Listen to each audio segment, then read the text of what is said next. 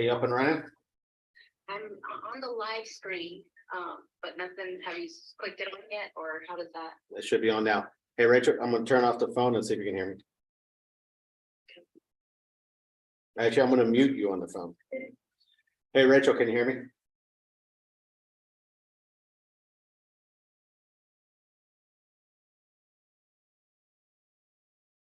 Rachel, can you hear me? Can you hear us? Got it. Can you hear me now? You can hear me, good, perfect. Yeah, the delay is about 15 to 30 seconds, but I don't care about that because the entire thing is delayed, so it doesn't. That's perfect. Thanks, Miss Rachel. Done. Can I move this in a little bit, We can move that out of the way. You can move it anywhere you want. just so it's in the middle of the room? Yeah. And, you know, So we're live streaming.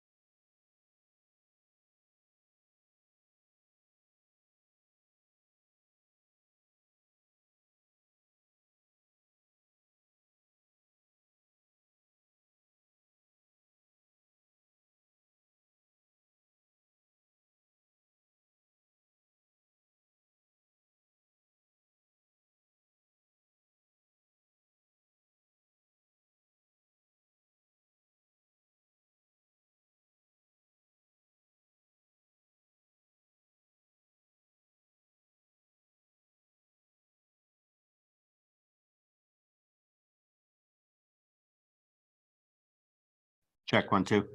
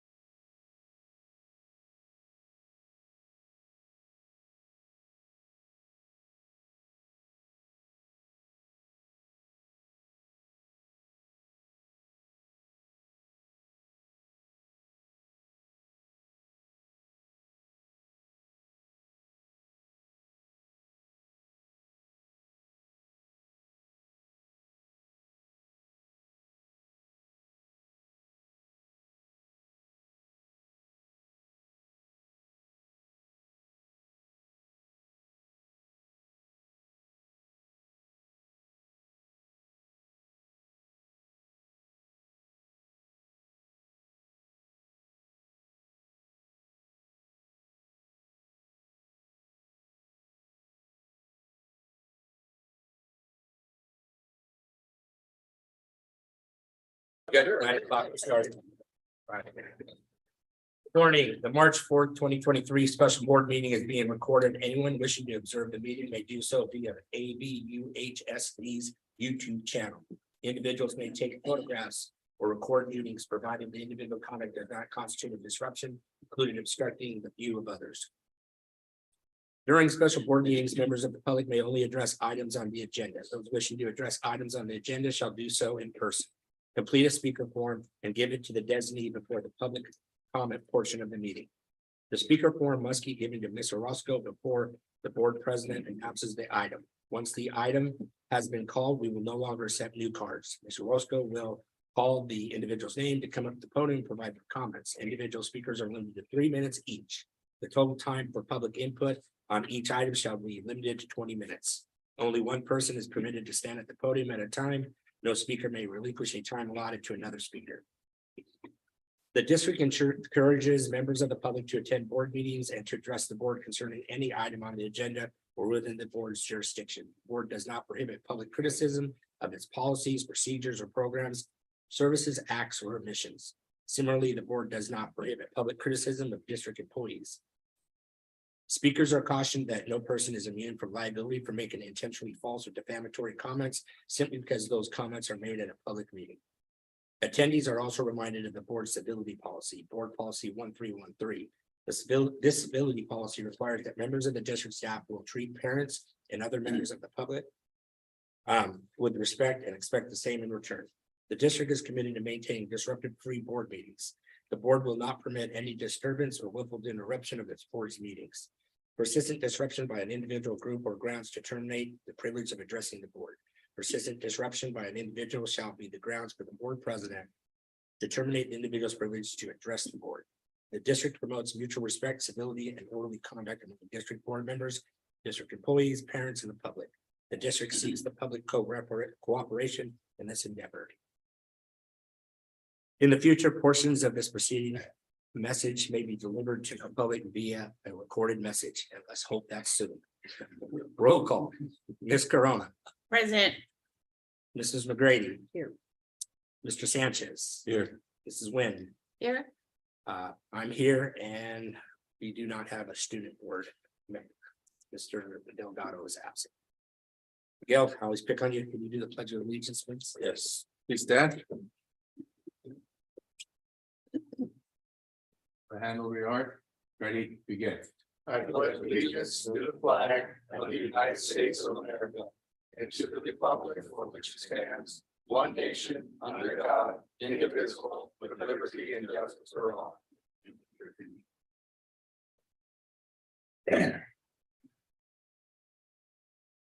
Any comments? No comments from the floor. All right. We will move into D. Mr. Fagan, I believe you're up. All right, thank you. Thank you for the opportunity to be here. I'm hoping that this will be, we don't want it to be talking head lecture. The idea of a governance retreat or workshop is that the governance team, which is the leadership team of the district, the school board, the superintendent and cabinet, actually engage in conversation and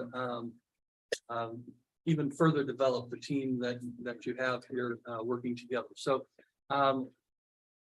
when I say interactive, if you're not engaging, I might actually ask you questions to try and make sure that everyone is listening and paying attention and sharing information with the other members of the team. But before we get started, I want to just start off with introductions. I think at the interview at the last board meeting that I attended, I introduced myself.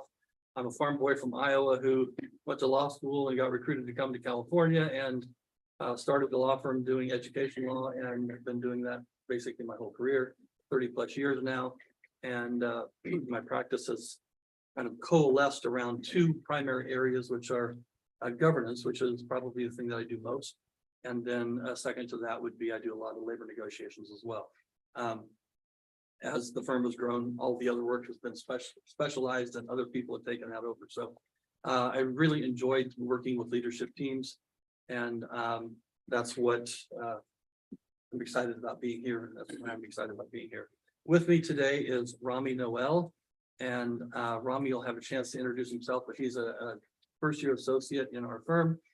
And I was thinking on the way up here, some of, I guess a couple of you maybe have met some other people that I brought, but I've been doing a governance workshop here. As I think I said, a month or two ago when I was here, pretty regularly for a long time. And I was thinking of all the different associates that I brought up here. And most of them are partners in the firm now.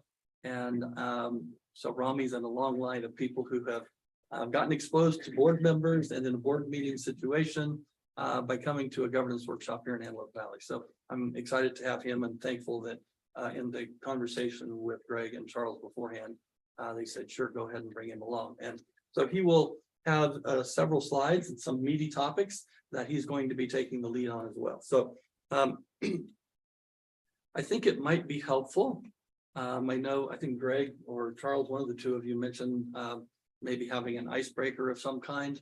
I'd like to kind of incorporate it into the introductions. And as we go around, each person share what brought you into education? What is the connection with education? And possibly one thing that nobody in the room knows about you. Might be interesting to hear some of those things. And I'll lead by example. Obviously, I was educated because I grew up and went to public schools. I'm a product of all public schools, my K through 12 undergrad as well as graduate and law school degree. But how I got into education was all my sisters. I'm the youngest of 7. I've got 5 sisters. All 5 of them are teachers. My brother was a teacher as well for about 10 years, and then he left teaching and went into another career. And so everybody else was in education. I went to law. I thought I was going to do corporate law of some kind, and I got into it, and it was not what I was looking for. And I just fell into education law. I was looking for a job. I saw an ad. I applied for it. It said public agency lawyer. It turned out to be education law. And that was back in 1992. And I took it. And I fell in love with the practice. And so I've been doing it ever since. And really fortunate to have found education law. So that's how I got into it. One thing nobody knows about me in this room, probably, I said I grew up on a farm. I used to break and train raised quarter horses. And I did a lot of that and always enjoyed riding. And when I got into law, I wound up selling. I had some cattle and horses and had to sell all those and moved to California when I got recruited out here. So a little something that nobody knows about me. So Greg, go ahead. All right, so I did okay in high school and then got to college and I had no idea what I really wanted to be and just kind of floundered's another word for not passing classes over and over. My parents always said, you're going to go to college, you're going to graduate. They said you're going to go to college. They didn't say what I was going to do when I got there. I know the goal is to graduate. So I had some significant struggles. And then I was taking a class at AVC. It was a history class. And the gentleman that gave it had worked for the Department of Defense and lived in Europe for 30 years. And he had been to every single place that he was talking about. And he made it come alive. And I thought, God, I want to do that. I want to do that for kids. So I wanted to be a history teacher. And then things evolve over time. And here we are today. But really, I want to make history or academia come alive for kids. That's my passion, my why. So not everybody knows, but some of you know. But one of my favorite things to do is cook. Love to cook. I'm not good by any measure, but I just love to cook. I love to fix things for friends and family. The next time lunch on you?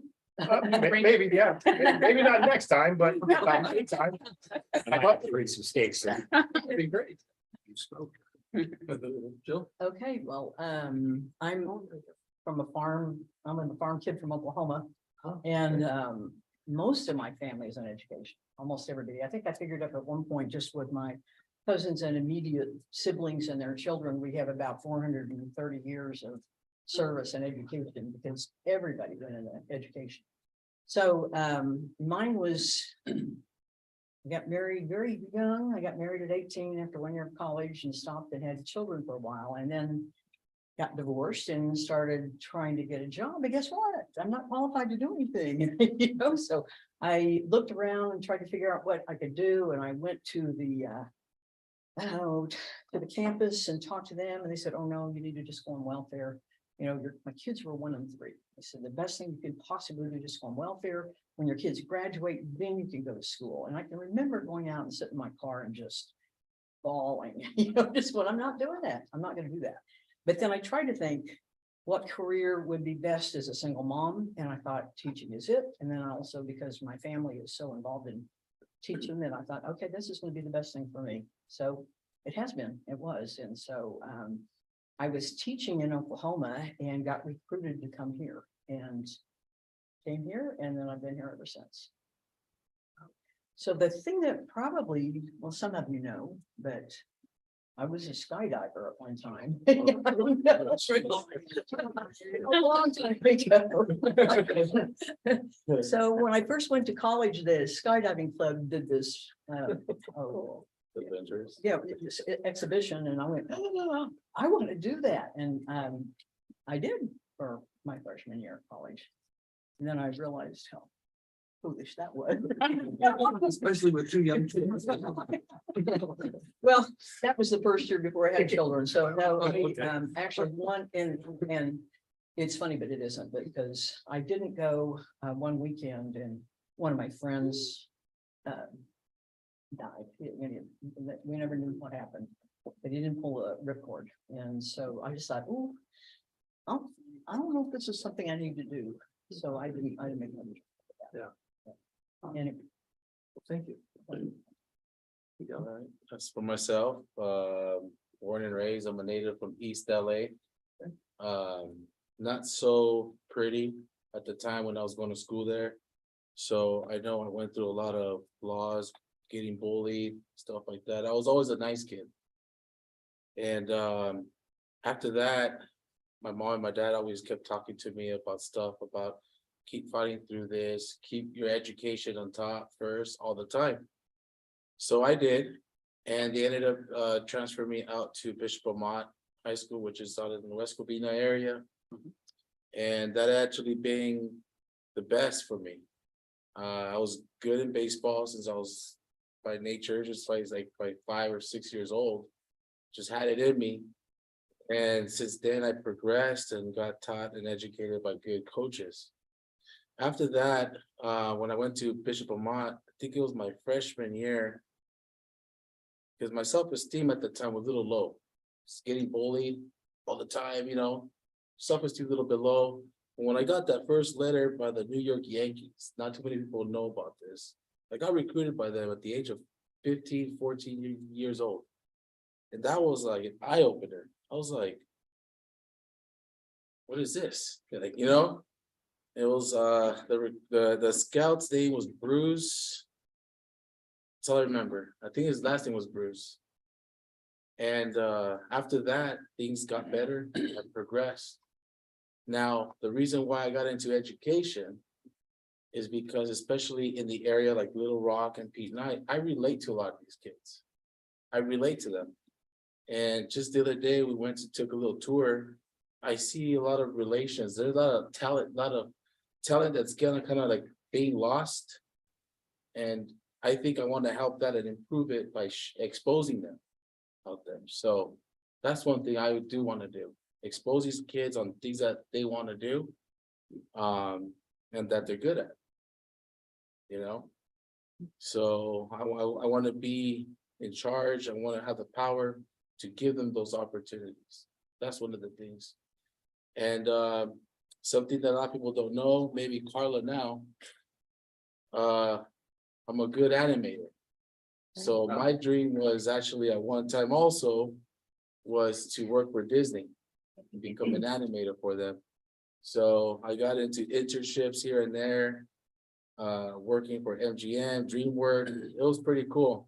Once they got into computers though, I got lost because I was more like hands-on, Prismacolor and Barrel, German made pencils, all into that stuff, But now once he got into computers, I was like, yeah, this is not for me, I guess. Cause that's how it is now. It's not too much hands-on, you know? Yeah, those were real artists Yeah, at one point. that's what I'm saying. So I was used, my mom will always get mad because I'd be using all her Q-tips to shade stuff. Look at my Q-tips. And they're all like all over my bed and stuff because I would use them to shade, and yeah, so that's one thing about me that a lot of people don't know, that I'm an animator on my own time. Great, thank you. Yeah, thank you. For sure. I grew up in Springfield, Oregon. I didn't do that well in school. I joined the United States Navy. I'll just fast forward. United States Navy, met my wife, served in San Diego and in Treasure Island, a couple areas, went overseas, got to experience life and see a lot of third world countries, which is pretty incredible. Just made me really understand how blessed we are to live in the United States of America. During the Navy, I met my wife. I think it was the first time that I was able to get out of school. I think it was our first liberty. So right away we ran out to the clubs. Not to spare my wife, it was her first time at the club. So she looked at me, was like, I think she even tried to ditch me in the bathroom for a while. And the rest is history. She's still there. Well, I don't know, maybe when I get home, I'll go see. I wasn't interested in going to college. That wasn't my thing. But when I got out of the Navy, my wife said, no, you're going to college. And she actually enrolled me in college. I started in bonehead English, bonehead math, really low level. Maybe I should have said it like that, but my wife used to help me write the papers. But then it started clicking. I graduated, or actually, I was going through college, and I got a job with the California Department of Corrections. Finished it while I was in the Department of Corrections. I finished my bachelor's degree. And then once I was done with my bachelor's degree, I continued to promote through the ranks and at the same time serve as the union president. And then I retired 3 years ago as a lieutenant out of the Department of Corrections. Definitely didn't think I was going to get involved in running for a school board position, but somehow I was coaxed into it. That's another story. It's definitely not on video. And what you don't know about me, I'll probably reserve that. You guys can do some opposition research. So go ahead. Hi, good morning, everyone. I'm Carla Corona, and let's see. Gosh, I'll try to put this all in a nutshell, because as you are asking this question, all of these moments kind of came into my mind. But I did, so my family came from San Fernando Valley, but in the early 80s, my parents moved us to the Antelope Valley because at the time there was a lot of gangs and violence in our neighborhood. So they thought, let's move to the AV and we can afford a house, that sort of thing. Then I did start public school here in Palmdale, but unfortunately, it wasn't meeting the needs that I needed or my parents wanted me. So I actually started Catholic school, St. Mary's, and then went through Paraclete, Go Spirits, and from 4th grade all the way to 12th grade. And what I found and what inspired me so much about education was that education was a safe space for me. My home life wasn't always so great because I was the only person in my class that had divorced parents at the time. And this is like the late 80s. So I was stigmatized, especially in a Catholic school. So I was bullied, and also, being a Mexican American, there weren't very many people that looked like me at the Catholic school. So, but I put myself in the books, and I figured if I want to go somewhere, education is going to take me there. I'm the first in my family to ever go to college, to ever earn a bachelor's degree, let alone a master's degree, by going to UC Berkeley and then NYU. So it's, for my family, I'm kind of the anomaly, but of course in a good way. And so education for me just kind of took me to places that I never thought I would be able to go. Traveling, learning from top educators. And then once, so in between my freshman and sophomore year in college, I decided to enroll at ABC for a summer musical because theater is my background and music and theater really were my life. I wanted to be a Broadway singer, but I guess that could be the thing you don't know about me. I wanted to be a Broadway singer.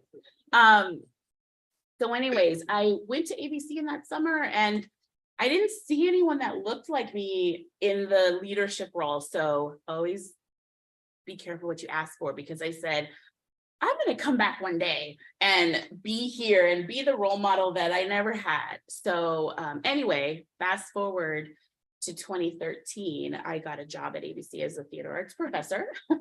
And it was really to show as young people, Mexican-American, maybe the first in their families to ever go on to higher education, that it is possible. And that education can give you these amazing opportunities. So I just have such a passion to show and share education with students, their parents, their families, community, because education really has really put me in this seat today, I believe. I was very lucky. So that's kind of how I found myself here. And of course, as far as me sitting in this actual seat, the direction is I want to make an impact in our community with our youth. That was like a very clear vision for me, especially when it comes to arts education and uplifting that, bringing that to the forefront. So I feel very honored and privileged to be here and hopefully making a change in education in our community. So that's me. Thank you. I'm kind of like Carla. There's so many things that kept going through my mind. There's a lot of things to tell them that people don't know about me, but I'm a city girl from Iowa. Always wanted to live on a farm. I begged my dad, and if I could convince my mom, I could have my own horse. So my poor mom spent most of my childhood being bugged to live on a farm. My older sister eventually married a gentleman who was a farmer, and he at one point said, if you want to live on a farm, then you got to learn how to clean out a barn. So I took that dare and cleaned out his barn. I had no idea that there would be so many rats in that barn. I also had no idea that cows don't move. If they want to come into the barn, they come into the barn. I did it by shovel and wheelbarrow, but I have to tell you, if you dare me to do something, I won't stop until I do. So that's not the one thing you probably don't know, but there's a bunch of stuff that I could tell, but I never did move to a farm. So I always wanted to do that. But how I got into education, and this is kind of a personal story, but I want to share it anyway. So I lost the first 3 children I had. When my son died, I thought I wanted to have children. Dwayne came from a family of 18. There were 18. It took me 3 years to meet all of his brothers and sisters. I know. And he wanted a large family. So here we were 12 years into our marriage, and we didn't have any kids. And it didn't look like we were going to. And my passion at that point was to go into design, and particularly clothing design and material design. And so I thought, well, okay, fine, we're not going to have any kids. I'm going to go into design. Took a lot of classes, studied under a French seamstress, and I was on my way. And one day I had a long conversation with the Lord. And I said, you know, if I have kids, I'll devote the rest of my life to these kids. Not only mine, but the ones in the community. And lo and behold, along came Amanda. And then 2 years later, along came Jessica. So that was how I ended up getting involved in education. So I've been volunteering in our schools for almost 30. Well, no, it's over 30 years. And my whole goal is to maybe make a difference in some of their lives. I had a young man just recently at Discovery Elementary School come up to me, little like fourth grader. He goes, Miss Wynn, you're here today. He says, you always make us smile when you're here. So that's it. That's, my motivation and probably something that most of you didn't know about me. Thank you. Do they? Yes. Okay. We're gonna go on. I want to know what I don't know. Close it out. Once they're done. Videotape. Recorded. Public service announcement. From a Go ahead, new- So similar to Peter, I fell into education. My original passion was to go to law school. And so my undergraduate work, I earned a bachelor's degree in criminal justice and also in Afro-ethnic studies. And education and being a teacher had always been in my heart. But I'm originally from Arkansas. So my family members in Arkansas, who are educators, had to work at Walmart during the summer in order to make ends meet because they just didn't get paid enough money to take care of their families as teachers. So that kind of steered me in a different direction. So once I earned my degree, I said, I'm tired of being broke as a college student. And so I accepted a job as a correction officer with the Texas Department of Criminal Justice. And so I moved to Texas, worked in a maximum security prison for men, found out after the academy and worked a little bit that maybe not the right fit for me. And so moved back to California and started out as a substitute teacher in the area of special education and really found my passion. And so just the technical aspect of the job and really being able to advocate for students whose voices were not always the major voice in the room just inspired me. And so being from a very large family, my mother has 11 of them. And their kids, we were the first generation to attend college. And so to now see the generational change that has taken place in my family from now nieces and nephews and now their children as well attending college has been just an amazing experience and has really created generational change for my family. So that's who I am. Good morning. As for getting into education, I have to go back a little bit. My grandmother was a teacher in Bakersfield City. My dad was a teacher in Bakersfield City. He was in the Navy, got the GI Bill, graduated Fresno State, became a teacher. What I'll throw in here in high school, what you probably don't know, and what you might guess is that I was pretty good at speech and debate. Especially debate.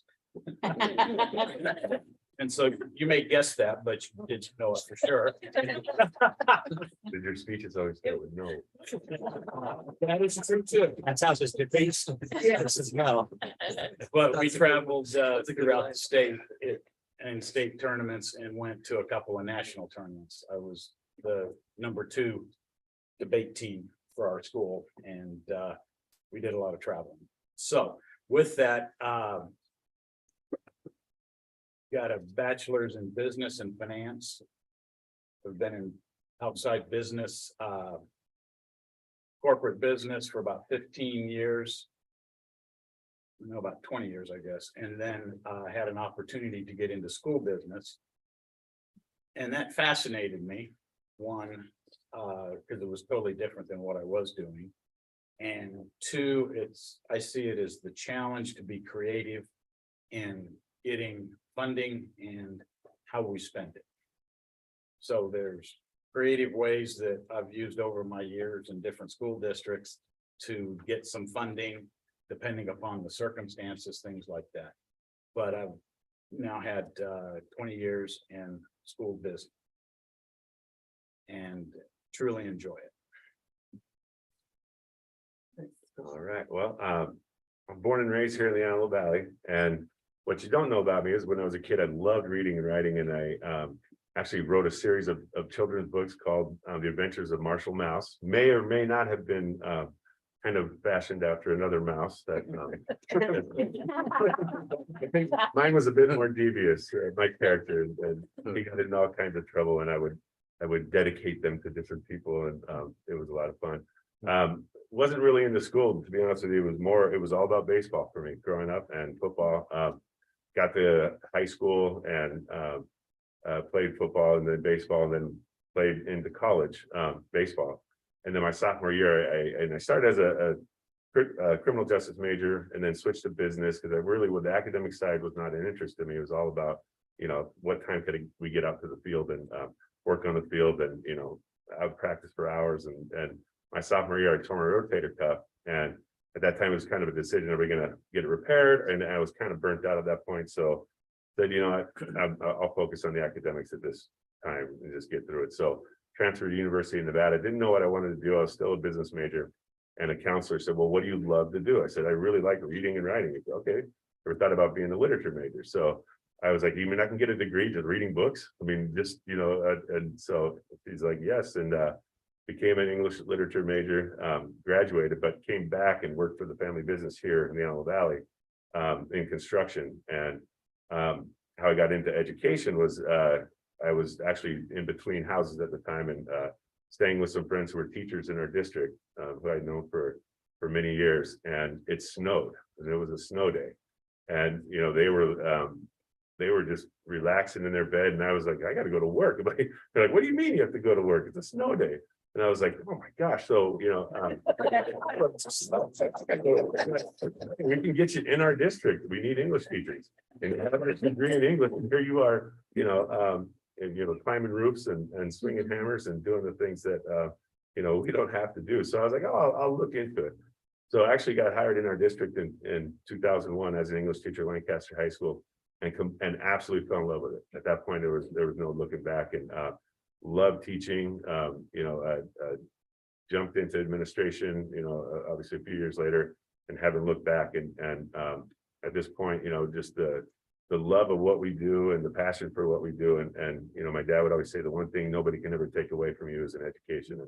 And whatever it is elsewhere, like my body broke down and couldn't play ball anymore, or a car or whatever it is, those things can all go away, but an education can't. So that's where we are now, and I absolutely love what we do. And if Greg wasn't in the room, there probably would have been some other things that you wouldn't know about me that I would share, but we'll leave it at that. So. Once again, you're being videotaped. May I interject something really quick? I'm so sorry, but I was there when we hired him, and I wanted to know, I feel like a proud mother right now. Thank you. It's like I've seen you all these years. Yeah, you were actually very instrumental in a lot of people that I know that have helped me, throughout my career. But yeah, very instrumental in helping me to make the decision, and thank goodness, because it's been the best decision I've ever made. Great, thank you. Well, I probably should have known that I was going to end up in education. I'm the daughter of an educator. My mom was not only my first teacher in the home, but my first actual teacher in preschool. That did not work out well. It was our last experience together. Maybe was a difficult child, some would say.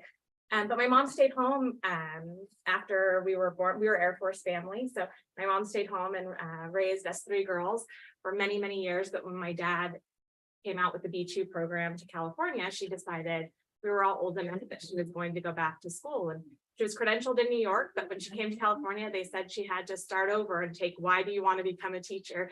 So she went through the credential program as we were in junior high, and not different from today. They needed special education teachers. And so she jumped into a special education class that became our family's class.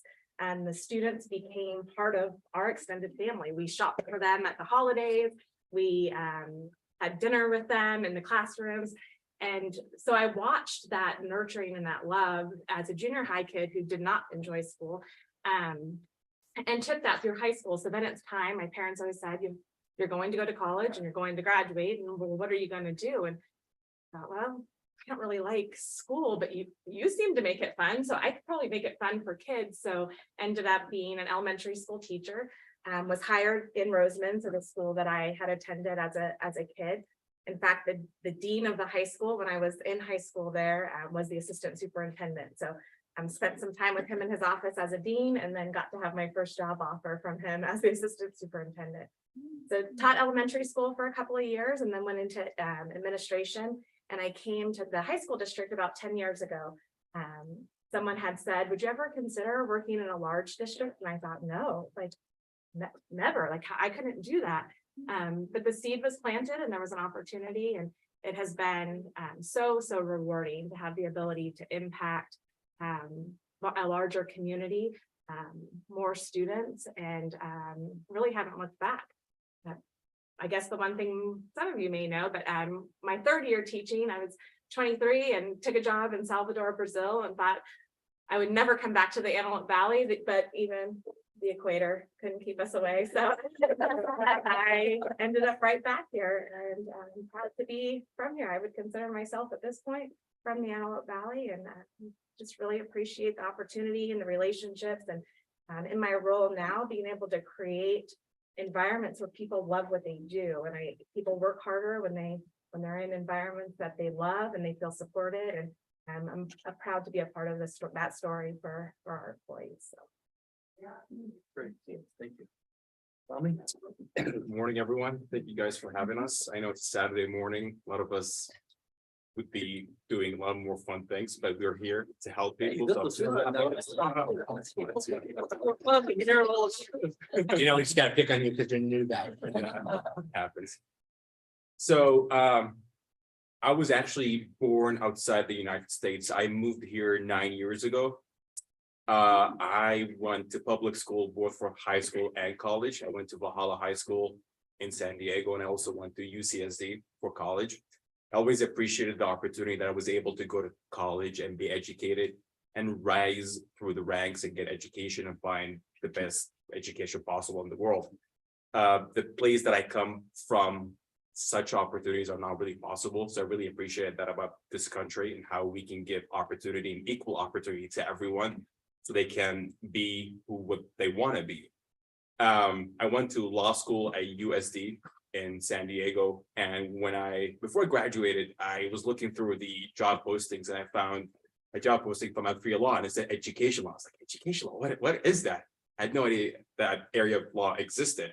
So I did some more research. I talked to friends who've worked for AVUHSD before, and they all had great things to say about it. And when I started working for the firm, I realized how complex that area of the law is. And I was telling the partners, like, oh my God, this is so complicated. They were like, yeah. I was like, I love it. You were like, you do? I was like, yeah, I love complex things and solving these problems, writing all these memos. I know it's weird. People don't really find that interesting, but I happen to do. And when I was a kid, my parents wanted me to be a physician. I was like, I watched this show, you guys, I'm seeing it called Suits. I was like, I want to be like these people. I want to be a lawyer. So I told my parents, were like, yeah, that suits you, because I always loved debating and arguing. I used to spend hours watching debates about any topic, philosophy, politics, whatever, you name it. I just enjoyed watching there and debating with people. So gone into law school, graduated, and got a great job at AVUHSD Law. And I'm really happy to be part of this family, because I've worked for other firms in the past, but this firm is special because of the environment they have for their employees. And I think part of it is because that we work with, boards and school districts, which is dedicated for public service. One thing that most people don't know about me is that, well, people who are in my professional circle, is that I went to Europe after I took the bar for a month. I lived in hostels for 30 days, which was quite the experience, going all the way from Budapest, ending in Portugal, Lisbon. So that was quite the experience. One more thing about me is that I really hate heights. My girlfriend tries to get me to do skydiving because the physics I can't make it. So that's why when you mentioned, I was like, oh my God, no skydiving for me. So Yeah, that's me. Once again, I hope she's not watching. 'Cause- Oh, I hope not. Probably right now. Thank you, and I did not prompt him to say any of that, so, but thank you, that was very nice. A raise will be coming. Yeah, he'll probably put that in his self-evaluation. But thank you for indulging me, and hopefully you all learn something about each other from that process, and I really enjoyed hearing about it, and some of the things that were said just really resonated with me. I think something, Charles, you said about in the Navy traveling to third world countries and realizing how lucky we are to have been born where we were born. And everybody, I think, that spoke, except for Romney, was born in the United States. And You just put the cherry on top of that statement. yeah, he really did. And just, I try to never lose sight of that. And I think this was a really good exercise to kind of reinforce that. So thank you for sharing. Let's.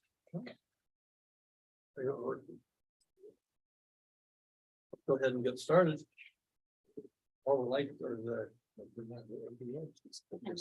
Clickers. Okay. I can do it with my hand over here. That's okay. I'd rather be sitting, but I can stand here and punch a button and actually advance the screen. That will work. We have an assistant right there that you're talking about. The computer might be frozen, actually. Spent too much time talking and the thing froze up on us. There you go. Okay, all right, thank you. The plan for today, I think we already answered this. That was a connection to education. So I know some people answered that question specifically, but I kind of modified it for the intro round and about what your connection to education was. But just kind of laying out the plan for our time here today. We'll spend more time on some of these than others, but I just kind of lay this out so that you can visually see what the plan is. Now, what the plan is not necessarily what will happen. I mean, I've done a lot of these, and typically what happens is questions just start flowing from people in the room. And my approach is always to answer questions when they're asked, because something prompted the question at the time. And so let's answer the question, and that may take us off in a different direction, and we'll exhaust that, and then we'll try and get back to the outline. I really call this an outline more than a presentation, because there's so much more information that will be provided rather than just what's on the slides. And so please, if a question comes up, just chime in and we will try and address those as they come. Yes. I do just have one question. Are there shades on that window? Sure. Only because the glare Yeah, when get I'm it down. looking over here. Sure. Thank you. It's just been nice to see blue skies the last. Yeah, no, for sure. It's not to come all the way down, but right now you're just a glare. So we're silhouetted. You really can't Yes. see my face. I understand I that. see your aura. I will tell you that it is so nice to see some sun. On the drive up on 14, I came around the curve and there right in front of me was the fog in a valley and the snow covered Oh, mountain up above. I pulled off and snapped a picture and sent it to my wife, who was just getting up at the time, said, "This is my drive on my way to work today." So it was beautiful. So really appreciated that. But as I would say, as questions arise, please ask. And if it has anything to do with governance, I can probably answer it. If it has to do with, are there blinds on the windows? I don't know. Somebody else can, but there, thank you. That works out well. And then if toward the end, when we get close to the time, I'll just kind of put all the questions on hold and we'll do a quick run through and make sure that we've touched on everything, because generally what I find out is that through the questions, we almost touch on all of the issues that are in this thing anyway. We just may not do it in the same order. So, and I think that works out better for a governance team. And I guess I should say congratulations. This is a new team. You've got a new governance team, a new leadership team. Anytime even one person on a leadership team changes, the team changes, because the dynamic of just one new person can really change the dynamics of a team. And in this case, you've got four new members on a leadership team and so this is, I congratulate you and I compliment you on actually taking the time to go through this process. And hopefully it will be the beginning. It's not going to be the end, and it's not going to be a final result of creating the team atmosphere that you want, but it's the first step, and I think it's a step in the right direction. So with that. What is, There's a little bit of a it's a delay. little bit of a delay. Okay, yeah, I need to slow down and I do have a little more patience with it. Okay.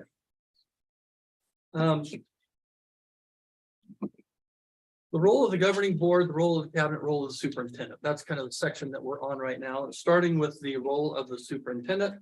The superintendent is the one officer, the one employee that the school board has. They hire, the school board is responsible for hiring one employee, that's the superintendent, who acts as the CEO of the district. And not just hiring, but hiring, supporting, and holding accountable. That's really the role of the school board when it relates to the superintendent. You go through the process to figure out who you want in that job. Then obviously, when you spent time, effort, and money in hiring somebody, the idea is you support them, help them hopefully accomplish the goals of the district and the goals that the board sets, and that within the policies and the vision that the board sets. And we'll get into that role for the board.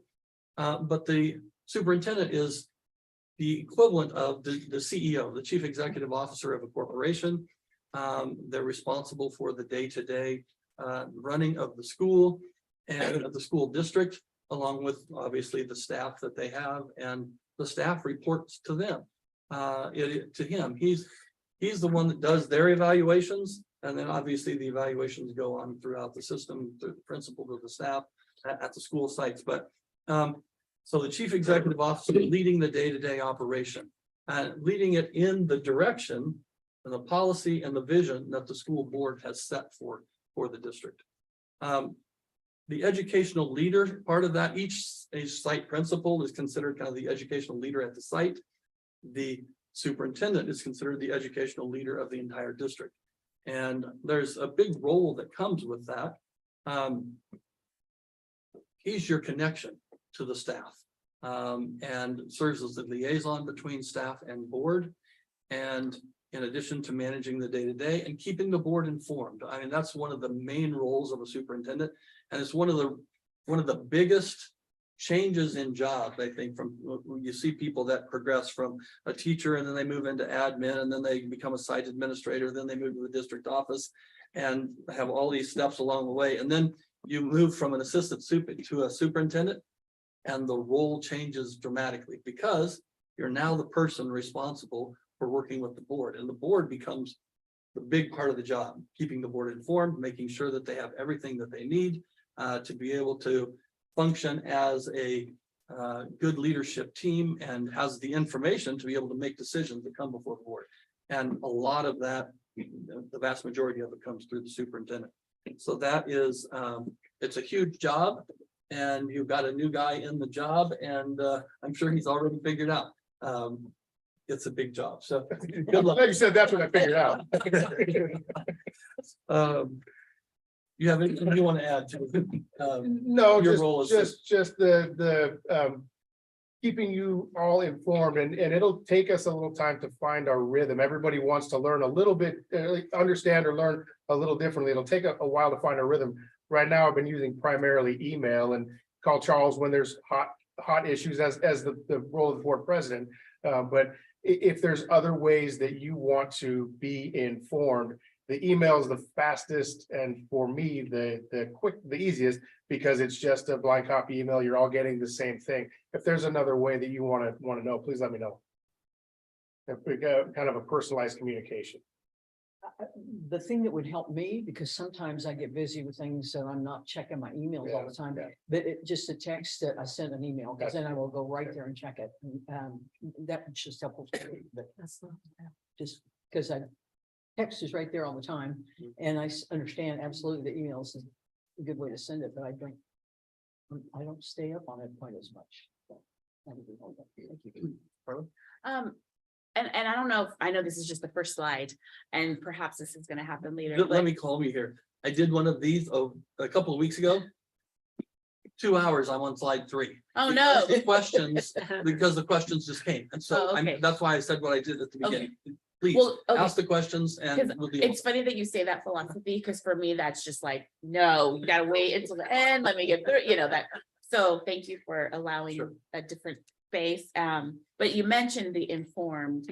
So I think what I would like to be clearer on is when you say the superintendent keeps the board informed about the district, to what degree is informed? Because sure, the hot topic items, you know, like what we talked about this morning or other things we've received. However, to what end is the information? Because I'm a very detailed person and I want to know it all, but I do also need understand that the board's role is not to always get into the nitty gritty. Although to me, it is about the detail. So how do we find that balance of what is informed versus feeling like, wait, why didn't you tell me about this? Or, okay, I don't need to know about that, you know? So at what point are we gonna kind of, or I guess maybe for Greg, perfect Mm-hmm. what do you feel you need to inform us on?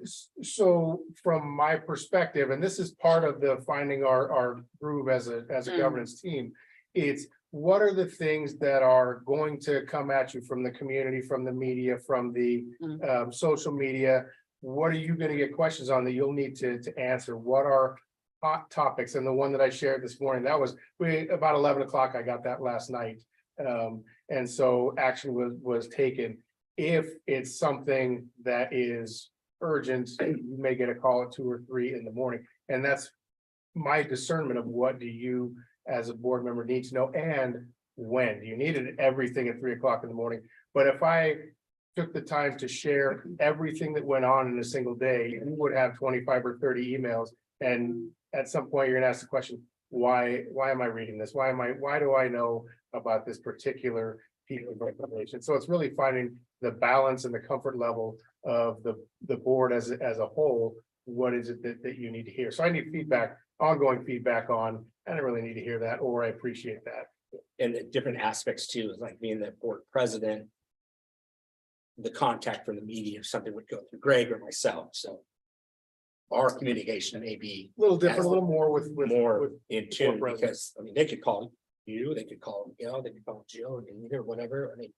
But it depends on what level do you really want to know, and I don't want to know everything.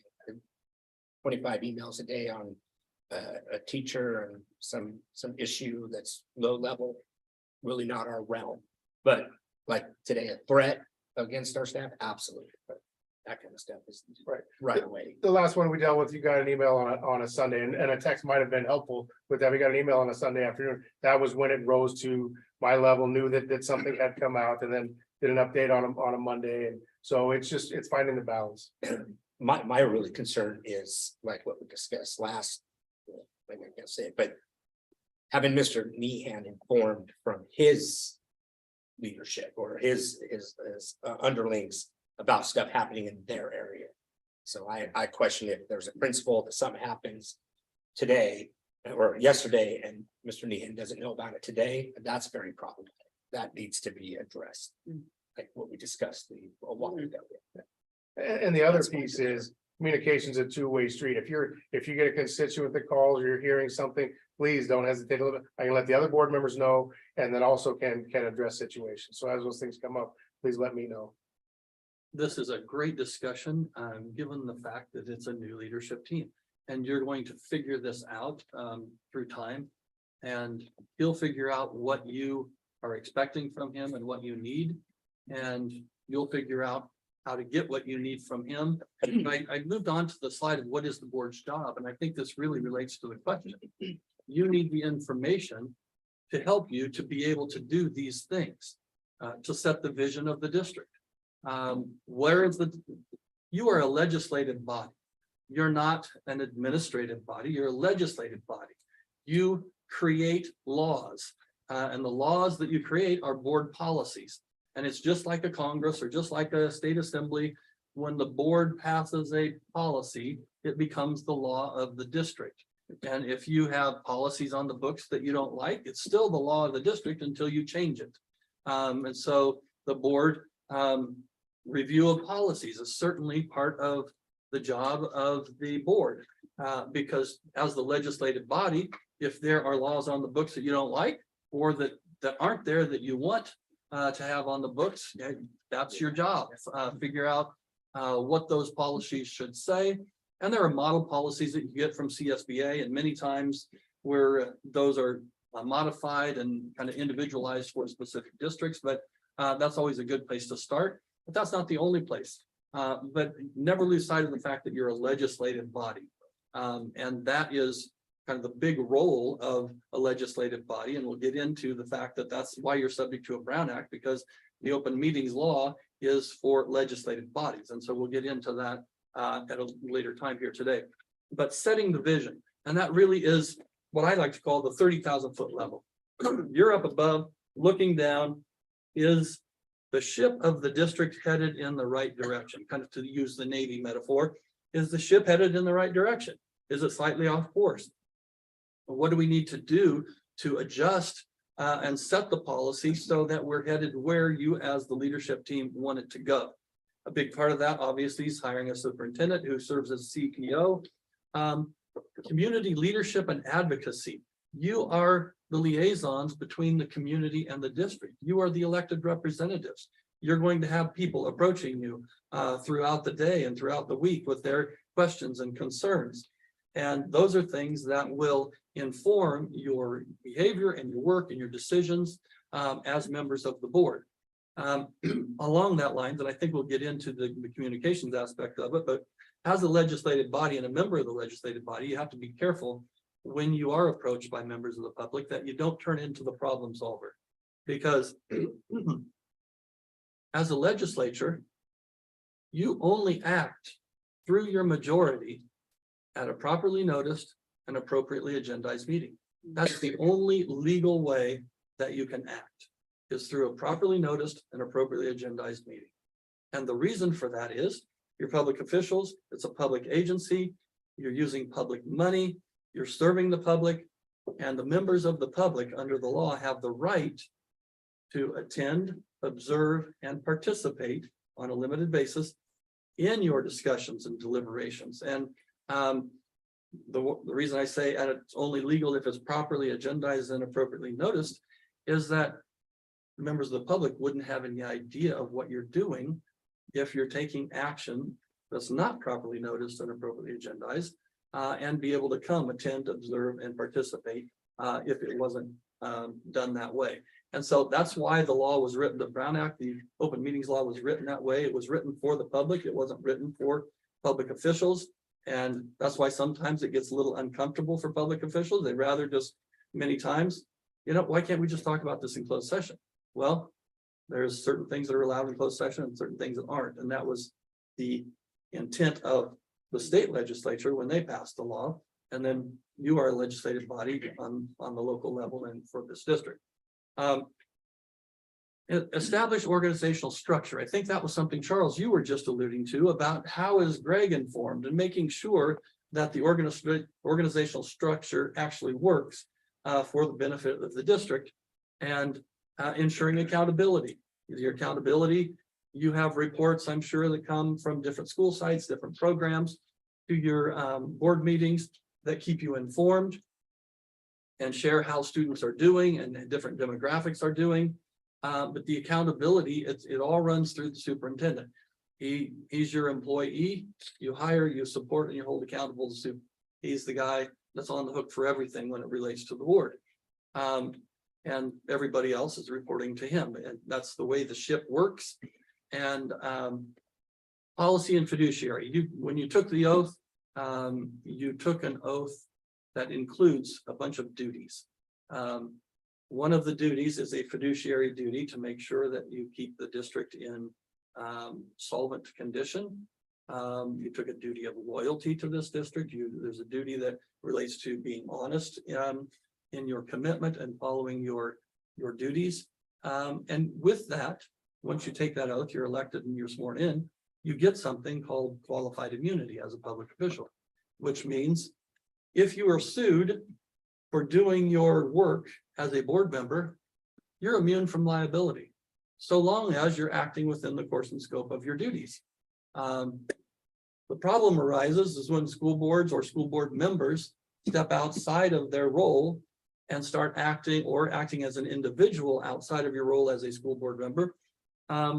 And engage in some activity, then you can be personally liable, and that qualified immunity that was given to you as a public official can be lost. So that's kind of a real Mr. question. Fagan, Yes. Can you give an example of that, of the stepping outside? Sure. The one that I see the most, and I've mentioned several times, I do lots of governance workshops.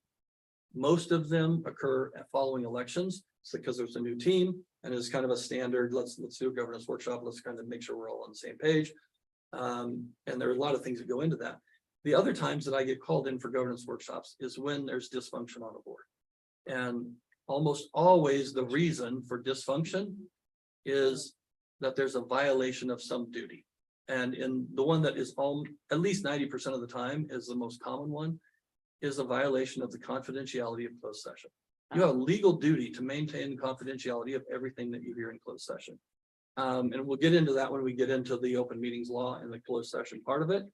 But that's a legal duty. And if you learn something in closed session, say it's a real property negotiation, or it's a real good example would be a student discipline. Some students been disciplined. It becomes before the board, the student is expelled. That's confidential information. And you go out and start sharing that with people in the community. Oh, this is what they did, and this is what we did to them, and you have violated their privacy. You are now subject to a lawsuit for that violation of the privacy, and you would not have the qualified immunity for it because you have stepped outside the bounds of your role as a board member. So that's just one, but it can have monetary consequences as well if you're talking about buying or selling equipment or real property, and sharing stuff about the strategy that's talked about and the amounts that are talked about, what you're willing to sell or pay for real property, and then you go out and share that with the other side. There are some real consequences, and I will tell you, I've been doing this for over 30 years, and the first probably 15 years of my practice, there was very little enforcement of any of it. Stuff got violated all the time. Confidentiality was shared and broken. And then there were changes in the Public Records Act and the Brown Act about 10-12 years ago that made it much more public friendly and much less public official friendly, both of those acts. And since that time, I mean, I've seen boards investigated by the grand jury. I've seen board members indicted, and it's no longer just something to kind of, yeah, well, that's the law. It's really a guide. We don't really have to follow it. There's some real consequences that are tied to stepping outside those roles now. Thank you. And the other thing that's tied into it is DAs, practically every DA now has a public integrity unit, which is devoted to watching public officials and making sure that they're doing their job and not stepping outside of those roles. And some DAs make their names on prosecuting elected officials when they step outside the line. So I don't think everybody had a public integrity unit when I first started practicing, but now I think every county does. So thank you for the question. I think we've touched on all of those. Let's see if I have any notes here. Okay, I'm starting to get raspy already. Is that what you're telling me? It's the allergy season. Okay, thank you. On the fiduciary side, the budget, I sort of comes to you to plan for where the budget is going to wind up and create priorities for the budget. That's another big role for the board. As the 30,000-foot level, where do we want to allocate our money? I mean, it can come back and say, okay, well, these are all things that we have to do. That's fine. But if you want to change the focus or redirect the district in some way, one of the best ways to do it is your budget, because your budget it reflects the priorities of the district. So, and if the budget is not reflecting the priorities of the leadership team, it's your job to make sure that it does.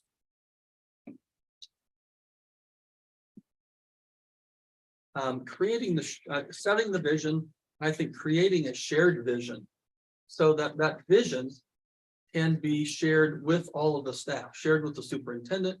The shared vision is really important because in order to implement the vision of the board, it needs to be shared by the superintendent and the leadership, or otherwise it's not going to Hence, Mr. Fagan, that's why we're going into the strategic plan and not as going to share the vision of this board and the direction of this board and direct Mr. Hawkins how to fund that vision and direction. Great. Another thing where I see issues that arise with the board is in labor negotiations. That's where a lot of confidentiality winds up being breached also. And the board's role in negotiations, a lot of boards do it differently. Districts do it differently, but the board's job is not to do labor negotiations. Because there are statutes in place where if you're direct dealing with the union, it can be an unfair labor practice for through bypass negotiations and direct dealing, and you have a negotiations team in place that represents you. Your role in negotiations is to give parameters and give direction to that team, and then be updated on what's happening from that team, and then if necessary, adjust your direction and parameters to that team. The problem arises when you get maybe one individual board member who steps outside of that closed session, starts sharing information, and then your team that represents you walks in to a situation where their legs are already cut out from under them. And I'm not saying this is happening here. I'm just sharing from what I've seen in a lot of districts. That's where you see a breakdown. And so making sure that you give parameters and direction through the superintendent and to your negotiations team, and then holding them accountable, ensure accountability that they're implementing the direction the way that you want it to be done. Another thing that is really not the board's job is personnel decisions. I don't think that's, that's not, is personnel. This is the superintendent's running the day-to-day decisions of the district and the day-to-day operations along with the cabinet. And so I think, Charles, you mentioned, I don't want 25 emails. I don't want to know everything about a teacher that's coming through that Greg has to deal with. And that's the perfect approach for a board member, is that really isn't your role. It's his role. Well, it's our role at the end, make it. If there's something that's coming to the board for discipline of an employee or something like that, certainly that can't happen without board approval. We approve hires. Right. Yep, right. So, board president superintendent partnership, that's before we move on here. There's one rule, and this is a takeaway that I hope everyone will take away from this is, for really any good high functioning leadership team, I like to call it the no surprises rule. And that's why Greg has to figure out what kind of information you want to hear.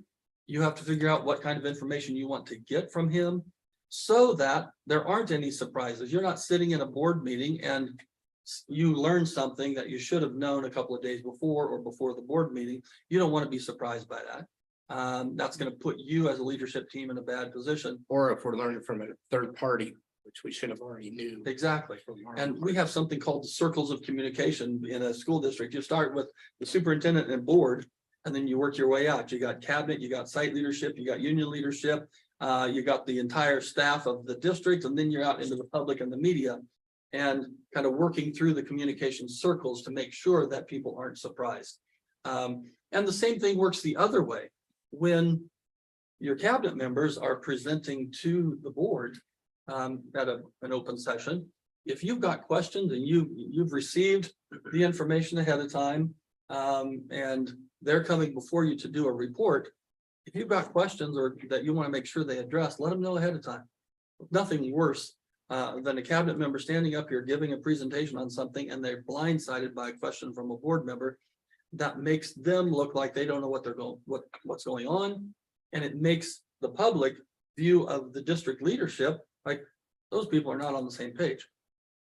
One of the takeaways I want to leave with you is all of you, but particularly board and superintendent, act in a way that enhances the public's confidence in school district leadership.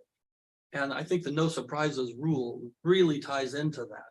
Like, if you may have a question that members of the public really want you to ask the CBO, and it may not necessarily fit right into the presentation that they're going to be doing, give them a heads up. Hey, I'm going to ask this. There's members of the public that are asking this question. I'm going to ask you. I want you to be prepared, because otherwise you ask the question, they're blindsided, you know, I'll have to get back to you on that. I don't know that off the top of my head. And that doesn't enhance the public's confidence in school district leadership, where if you ask the difficult question, he responds.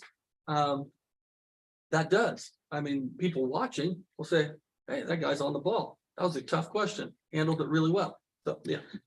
But I would also say, how can one predict a question that is gonna come? Like, say, for example, if we're given a presentation and we just know that person X is coming in to present and it's on an issue. But how would one, because I mean, I just feel like I should have the right to ask any question and not to feel like I need to worry about, are they gonna be blindsided, or, because it's not the intent to make us look dysfunctional, but really, I mean, I'm gonna ask that question. Sure. So how do you suggest or advise that so that we don't get no surprises? Yeah. You're surprised. Well, typically, you're going to get the presentation ahead of time. And so if you review the materials and you see the presentation and it prompts some questions, give them a heads up. I mean, I'm going to be asking these questions based on my review of this in preparation for the board meeting. These are questions that I have. That's certainly not, I'm certainly not saying that if something comes to you at the board meeting that you didn't think of ahead of time, that you shouldn't ask the question. Oh, okay. I'm not saying that at all. I'm just saying to the extent that you can, Okay. in your prep for the board meeting, part of the role as a board member is that to keep yourself informed and do the prep for the board meeting so that you've looked at the So- materials and are ready to ask the questions. that you Okay, need because I answered. know I bombard Greg with a ton of questions before, and We have otherwise robust discussions. we have robust discussions. Otherwise, I think with all of my questions, the board meetings would be till midnight. So is that what you're referring to, that? That is prep? exactly what I'm talking about. We do our best to get the presentations attached to the agenda when practicable. It's Okay. not always practicable, but Right. I try to give all of you at least the gist, and feel free to ask any question at any time. Instead of trying to come up with an answer on the spot, we want to give you the best answer possible. It may be, staff will have to get back to you on that. Yeah, We'll have of to course. follow up with an answer. Given the budget. Yeah, You're gonna have time to go, Mr. Hodges. Yeah. This thing, what's this? and I've asked you a lot of questions. Yes. Yeah. I mean, I've asked a lot of questions. So, okay. Yeah, I don't think I misinterpret missed- what I'm okay. saying. I You got have it. the right to ask any question whatsoever. I'm just saying in the role as a board member and part of the leadership team, to the extent that you can, try not to blindside somebody and put them in a position that will enhance the public's confidence in what's going on here at the school district. And the whole reason behind that, that's not some legal principle. It just comes from years of experience and seeing that just in the time that I've been practicing education law, the public schools are in a much more competitive world than they were when I went to school. I mean, practically everybody went to public school when I grew up and where I grew up. And now there are different types of public schools. There's charter schools. There's a proliferation of private schools. There's homeschooling has taken off since the pandemic. There's something like over 1.5 million students have disappeared from the public schools post-pandemic. And nobody's for sure where they went, but they went somewhere. And so that's why I think it's important that the leadership team, which is this group here, conduct yourselves in a way that enhances the public's confidence, because people have a way of voting and they vote with their feet sometimes and say, I'm not going to that school or I'm not going to that district because I don't like the way it works, or it doesn't look like it works well. And so I just share that as that's a takeaway that it just comes from a long career in this job. So.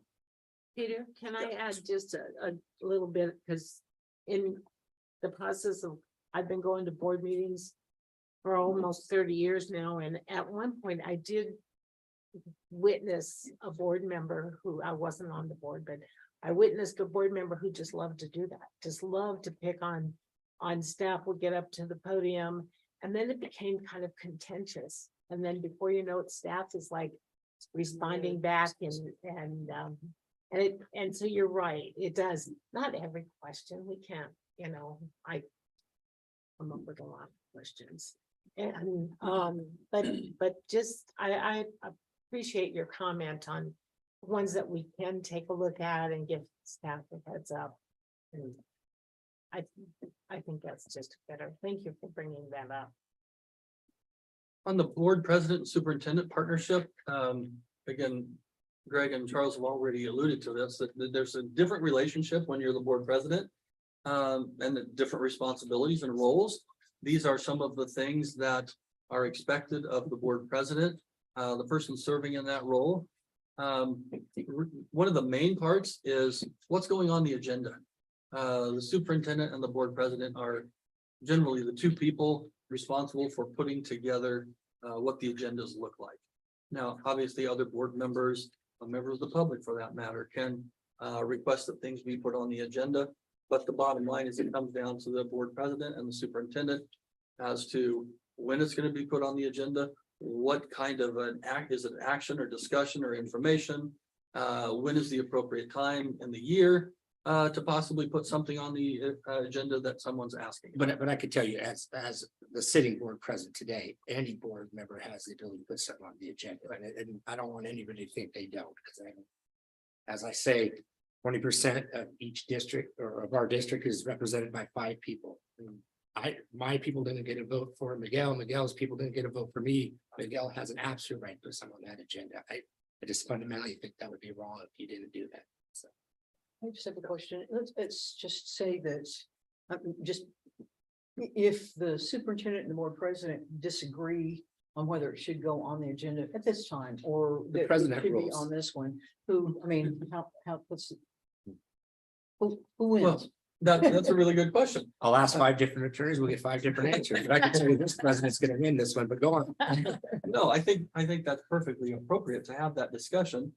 I don't think there's going to be a whole lot of disagreements, but there might be at some point. And if it's not resolved at that level through collaboration and discussion, it winds up back with the full board. And if the board majority says, we want this on the next agenda, you get a consensus of the board that says that. Is that your That's what- legal opinion? What's that? Mr. Pagan, is that your legal opinion? I believe that the majority of the board, No, back up. Yeah. Between the president and the superintendent. So if I said, I'll just give you an example. I said, I want this on the agenda. it goes on. Mr. Nee. Okay. It's gonna go on the agenda, but I think there's gonna be a discussion. So Oh, of course there's there one is. person that, when we get into serial meetings, there is, you all can't, a majority of you can't talk to each other before a meeting about what's coming. You can talk to one other person on a 5-person board. But the superintendent is the one person that sits in the role that has the opportunity to talk to all 5 and find out where does the board sit on this. So And- let me ask a question. So Yeah. you're saying Mr. Nehan could go to each one of us individually and say, hey, we got this on the agenda. Where are you at? Because are you a yes or a no on that vote? He can do that? That's your legal opinion? He could, but that's And he- not what I'm suggesting. What I'm saying is there's an issue. Say there's an issue in the community. And a board member calls Greg and says, I think we need to put this on the agenda. And Greg has, I'm sure he's having individual meetings with each of you. And he's not sharing, he's not being the hub and spoke. He's not sharing what everyone thinks about something. But he might have individual meetings with all 5 board members and find out 3 or 4 of them would like to have this on the agenda. That's going to be part of the discussion with the board president, and you're planning the agenda. Hey, just by the way, I'm not how anybody's going to vote on anything, but in my discussions with board members, there seems to be a consensus that this should be on the agenda for, and it can be for informational discussion or whatever. And then that discussion occurs with the board president and the superintendent, and either it gets put on or it doesn't. But I'm in that particular situation, if you've got a majority of the board that wants something on the agenda and it's not getting on, I've seen this happen. After a month or 2 or 3, you start getting comments from the dais during board reports. You know, I've asked for this to be put on the agenda. Why has that not happened? And then you get to see 2 or 3 other people saying, why is that not on the agenda? We want that on the agenda. And so it just, that's organically the way it happens. Well, we're So not gonna have that. I can that's tell really you, what I'm Danita discussing. or Miguel, they want something on the agenda, it's getting on the agenda. Why? Yeah, Why you would said you that say already. no? I don't understand that. They're elected by 20% of this district. They got 20% Well, of the people there. Your responsible. approach isn't necessarily the approach everywhere. So you've already said that if a board member wants something on the agenda, it goes on. So I think does that anybody pretty much disagree? solves it. Anita, feel you guys, I mean, No, if you want something on the agenda, you expect it to be on the agenda, correct? I don't think I've ever experienced if no board member is asked. It shows up on the agenda. Yeah, I'm just, I've never to me, that's experienced just the foreign opposite. to me in my beliefs and basically my understanding. Once- Now we can get back to You that. won't have. Who that- gets to choose? I can actually tell you years we wanted things on the agenda that didn't go on the agenda. that's So, I mean, totally unfortunate. Yeah. I don't think that's right, especially with areas, if, you know, it's areas you represent. So Your then, district. Mr. Fagan, Oh, yeah. oh, sorry, did you have your hand up first? No, No, I was gonna respond to Charles, but then I don't need to respond. I'll just Oh. I'll listen to you. I'm just, so then then I think I mean, I know, okay. We can put what we request something on the agenda, our current board president is all for that, great, I love it. However, the way we're doing things now is we don't meet with Greg until the agenda has already been set, and then we talk about it. I usually meet with him the day before, because I only have 5 days or 6 days to actually go through this stack.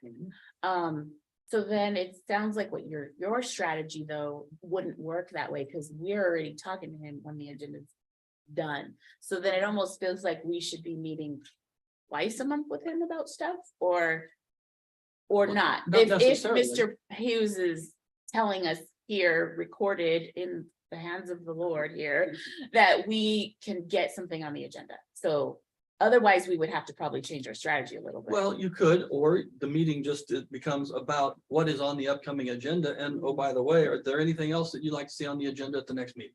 Okay, Or in the okay, future? I wouldn't Okay. even say in the next meeting.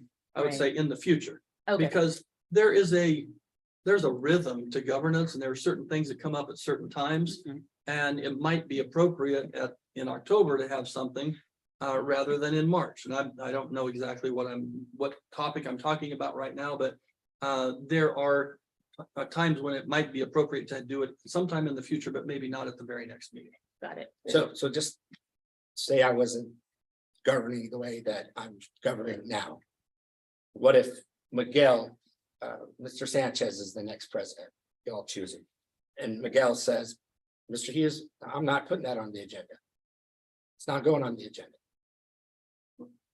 What's Well, the legal opinion on that? Well, Can Mr. Sanchez say that? well, he can certainly say it. It may not hold up, though. There's a statute that That's says the legal board interpretation. members have a right to have something put on the agenda. And that's a law, right? And that is the law. It doesn't say when. And it doesn't say under what circumstances. It doesn't say whether it's an action or discussion or informational item.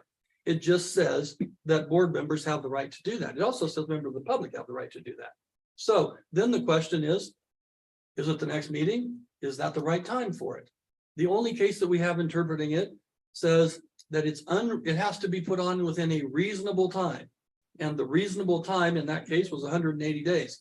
If it's 180 days or less, in that situation, it was reasonable. So from that case, you kind of assume, maybe if it's more than 180 days before you put something on the agenda that's been requested by a board member or a member of the public, it might be unreasonable. But we don't have a court decision on that. But we do have a statute that says board members can put things on the agenda as well as members of the public. But the whole board president superintendent conversation is about when and what type of action or item is it and Well, what's I can see you have the debate on, is it going in the open, but it may be a closed session. So if that is reasonable, because you have to put that item where it's appropriately housed, either closed session or open session. I can see that, but not to say that you can't put one on the agenda is absolutely foreign to me. And No. now you have a statute that says that The you can't. statute says you can. Hence, It's just a matter of when, right. when and how. And that's really the board superintendent role in preparing the agenda. And you guys, Anita, Jill, you Board guys president. never experienced where you couldn't get something on the agenda? Have you, you've never experienced? have. You have? Yeah. Well, that's something. Yes, you can't do. absolutely. All right, well, we'll make sure that doesn't. That's kind of why I asked the question. Yeah, because and it's that's like that's Part of a functioning governed team is the ability to have everybody represented. And Charles, you and I have had a number of conversations about the timing of when this goes on. What is it? Is it action? Is it discussion? Is it embedded direction inside of discussion? Things like that. So I don't see this being an issue I don't need currently. Mhm. I don't. That's good. Cause I'm sure if Ms. McGrady was the president, she wouldn't deny some because she didn't feel good about her not being able to do that. So me today, you tomorrow. So, okay, all right. Good. Move on. Good discussion. Moving on to communications.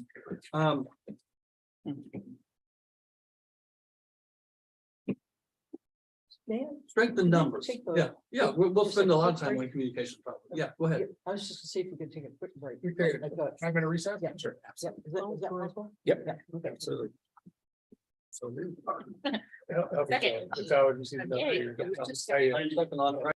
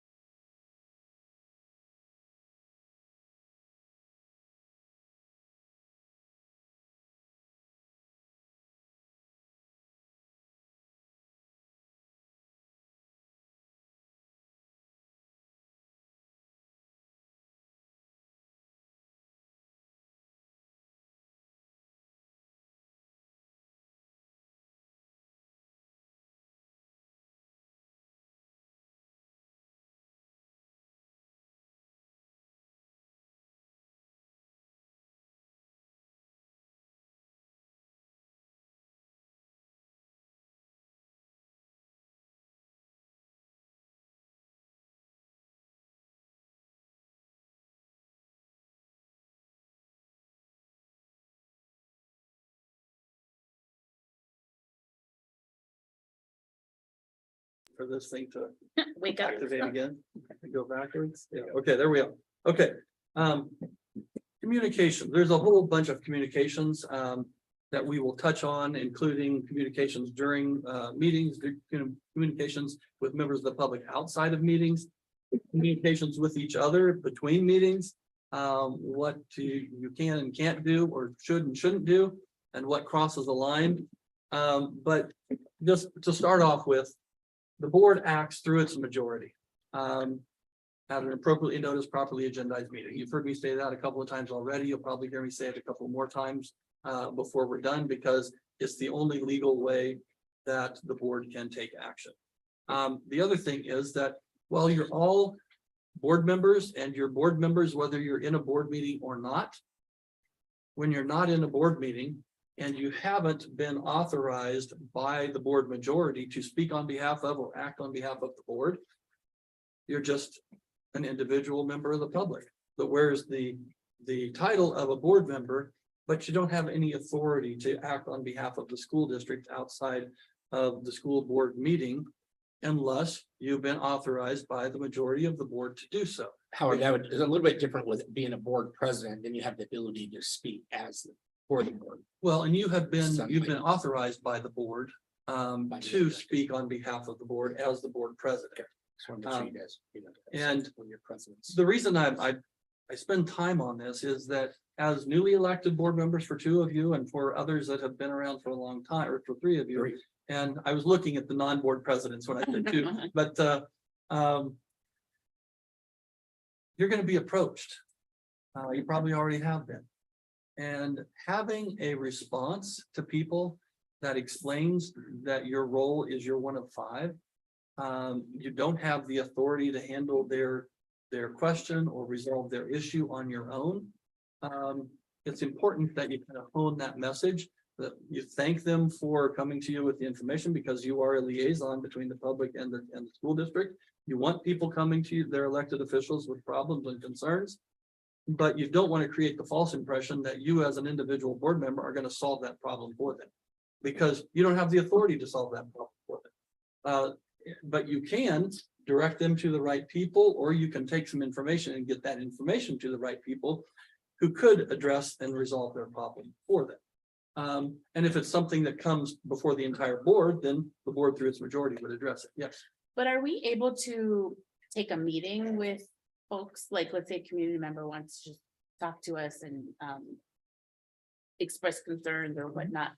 We're allowed and able to take the meeting, listen, but as long as we're not promising any action, Certainly. more of just Yeah. like listening and let me Certainly. then shift it to the right person. You're We're a allowed public to do that. official. You 'Cause- represent them, Okay. and that's perfectly appropriate. That's what you should be doing, because that's how you inform your judgment and your decision making when issues come before you as a board, is through your interactions with the electorate that you serve. Yeah. What if myself, Miss Corona, and Miss Wynn was asked by a member to sit down with them, a member of the community, to sit down? Now there's three of us. Yeah. That Now would you've be got a aroused. problem. Now you've got a problem, and we'll get into the Brown Act, but we Yeah. might as well get into it now. The Brown Act, or as it's, the real name of it is the California Open Meetings Law. It was designed for transparency, so that public officials and the work of the public officials could be seen and by the public. And so if three board members, a majority of the board, are sitting down with a member of the public talking about issues that come before the school board, the public has no idea that that's happening. They've now been deprived of their legal right to observe that discussion and participate on a limited basis. And in addition, let's say we were just talking about a subject, but we weren't talking about how we would vote on that subject. It's still a Brown Act violation. because Still a there's three of us, violation. Correct? Yes, and I alluded at one point to the fact that the laws changed about 10, 12 years ago. Both the Public Records Act and the Brown Act, the Open Meetings Law, changed. They used to be a little bit more loose. And I'll give you a couple of examples. The Public Records Act, we used to get all kinds of records requests. And we would respond to them saying, this is overly broad, it's unduly burdensome, it's not specific enough. We're not going to give you what you're asking for because it's just too much. And the burden shifts back to the requestor. Sometimes they follow up, sometimes they wouldn't. At the same time that those two laws were changed, the Public Records Act was changed to shift the burden to the public agency. That if someone asks for records and it's not clear on what they're asking for, the burden is on the public agency now to sit down with that person, help them work out a request that will get them what they want. So you can't stonewall people anymore. At the same time, the Brown Act or the Open Meetings Law was updated to make it much more restrictive as to what could go in closed session. It had to be pretty specific to get into closed session. 3 areas get you into closed session: privacy, strategy, and security. So basically, with the Open Meetings Law, you start with the assumption. The legislature says everything is an open session. You're a public agency, it's the public's business, it's the public's money. Everything is an open session. The only things that fall in closed session relate to privacy, strategy, and security. And then they give you some safe harbor language in the statute for 6 different topics that all fall within one of those 3 areas that get you into closed. Otherwise, it's supposed to be an open. So change the scenario real quick. Oh. Miss Wynn says, Charles, come on over. I'm gonna cook some ravioli for you, whatever. I want you to cook something. And we're just going over to dinner, but there's 3 of us there. Her neighbor comes over and, want to talk about school business. So first, can we all 3 go have dinner at Miss Wynn's house? Sorry, Miguel. Specific Like ravioli. for social gatherings. So, yeah. There's But a then, specific exception. The thing that I could go back to though on that, well, first, can she cook us ravioli? That's 3. well, I don't know if she can cook ravioli or not, but She she can can get out have of the can, dinner. but can she serve us dinner at her house? Is it a That's good idea is a question. It may not be, but Well, first, can we? Yeah. Now we're back to, it's probably not a good idea. yeah, and Because it of the relates to a perception. couple of things. One is, I've already mentioned, you act in a way that enhances the public confidence in school district leadership. If it gets out that 3 board members are gathering at Miss Wynn's house for dinner, what are people gonna think? They're gonna think you're talking about school district stuff, even if you weren't. But people are gonna be 95% certain that you were and that you were violating the law some way. Because people are looking at you, you're public officials, and there are groups out there that are looking for violations. And this is probably a good time to move in to share some materials that I brought with you. But the acting in a way that enhances public confidence, I think would discourage all getting together in a situation like that, even though there is a specific exception that allows social gatherings. There are a few other specific exceptions, but you're not to talk about anything that might come before the board. The other thing is the conflict of interest. The conflict of interest, kind of an overview of all the conflicts of interest laws, including the public contract, Government Code Section 1090, the Political Reform Act, as well as common law. The overarching principle is avoid engaging in activity that creates even the appearance of impropriety. And the appearance of impropriety, you get 3 board members, a majority of the board going someplace together or winding up at a restaurant and sitting together. That doesn't look right. And if you've got, I'm sure you do have people that are watching what you're doing. It raises questions that really don't need to be raised and you easily avoidable. That's what I thought. I have a question then. So, and perhaps we may have to correct our meeting minutes because the last meeting, we approved an advisory committee for art stuff. Okay. One board member. No, I know, but so in the discussion on up here, we were saying that no, everybody could come to this meeting, although it's going to, and Mr. Hughes had pushed back and said, I don't think so, but then they said they could. So can you just clarify, if we have an advisory committee, we're talking about specific money, only 2 board members should even be coming to this meeting. I'm the Correct. chair of it.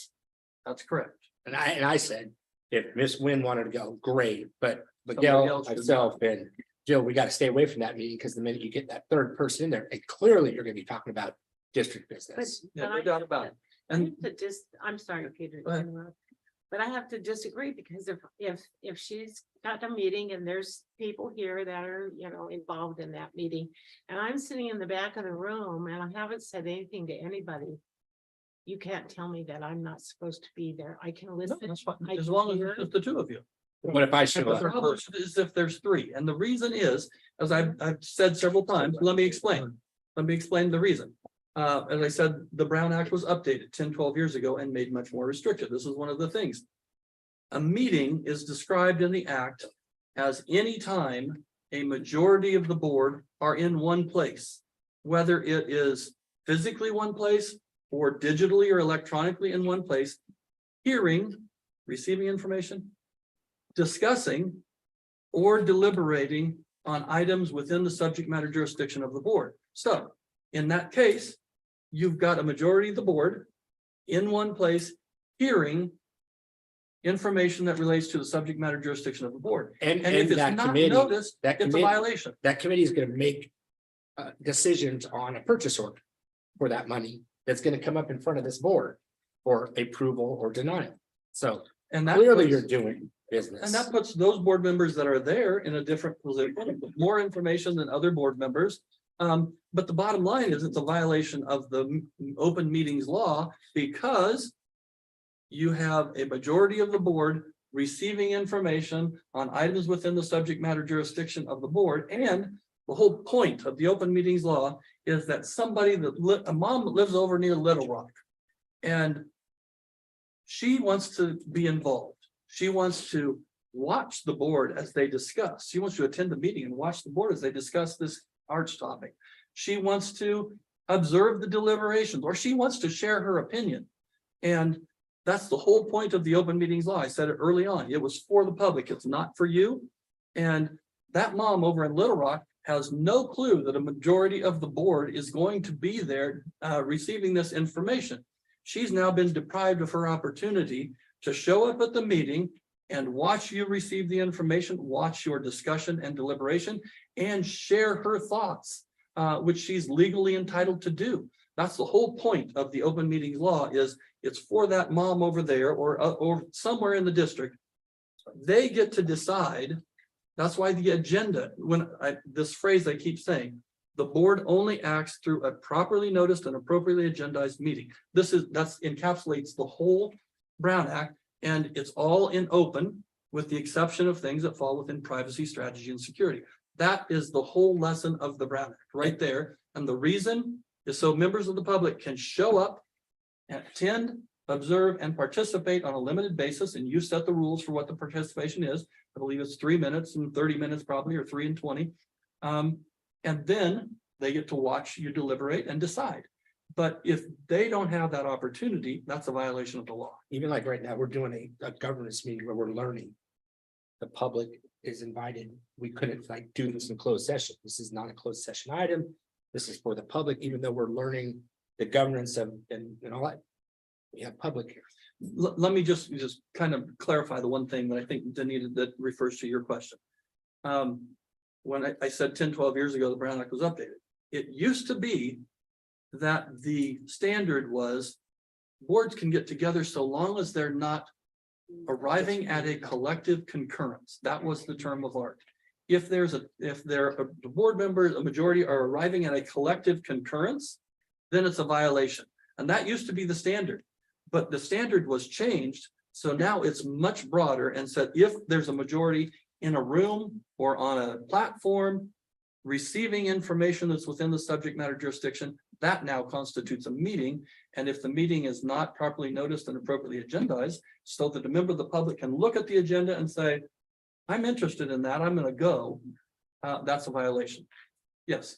And so Tom Pickett, Mr. Lott, and myself attend a basketball game. The two guys are talking sports.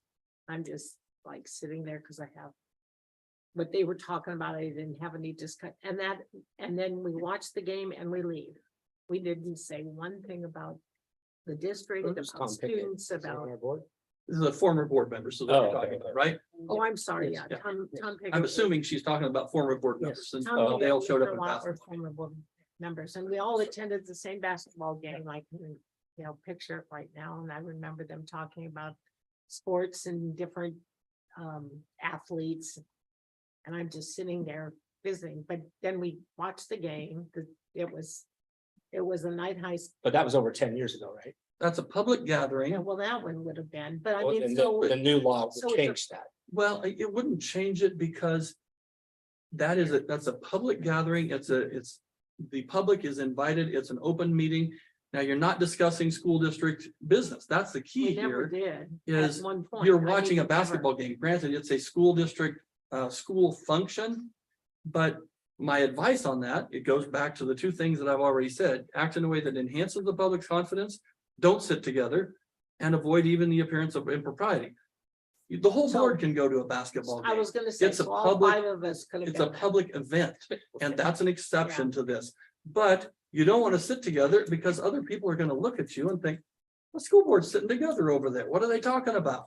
I mean, it just creates a scenario that puts you in a suspicious light that then you have to defend somehow. And the risk as well is like, let's say all 5 of us are sitting there. And the stops comes up and says, did you guys hear about this? You guys need to change this. And we're all like, oh, that's terrible. We got to do that. We just There you are. collectively did something Exactly. without an open forum, and that could absolutely happen in a heartbeat. So I agree with you on that. Stay away So- from each other.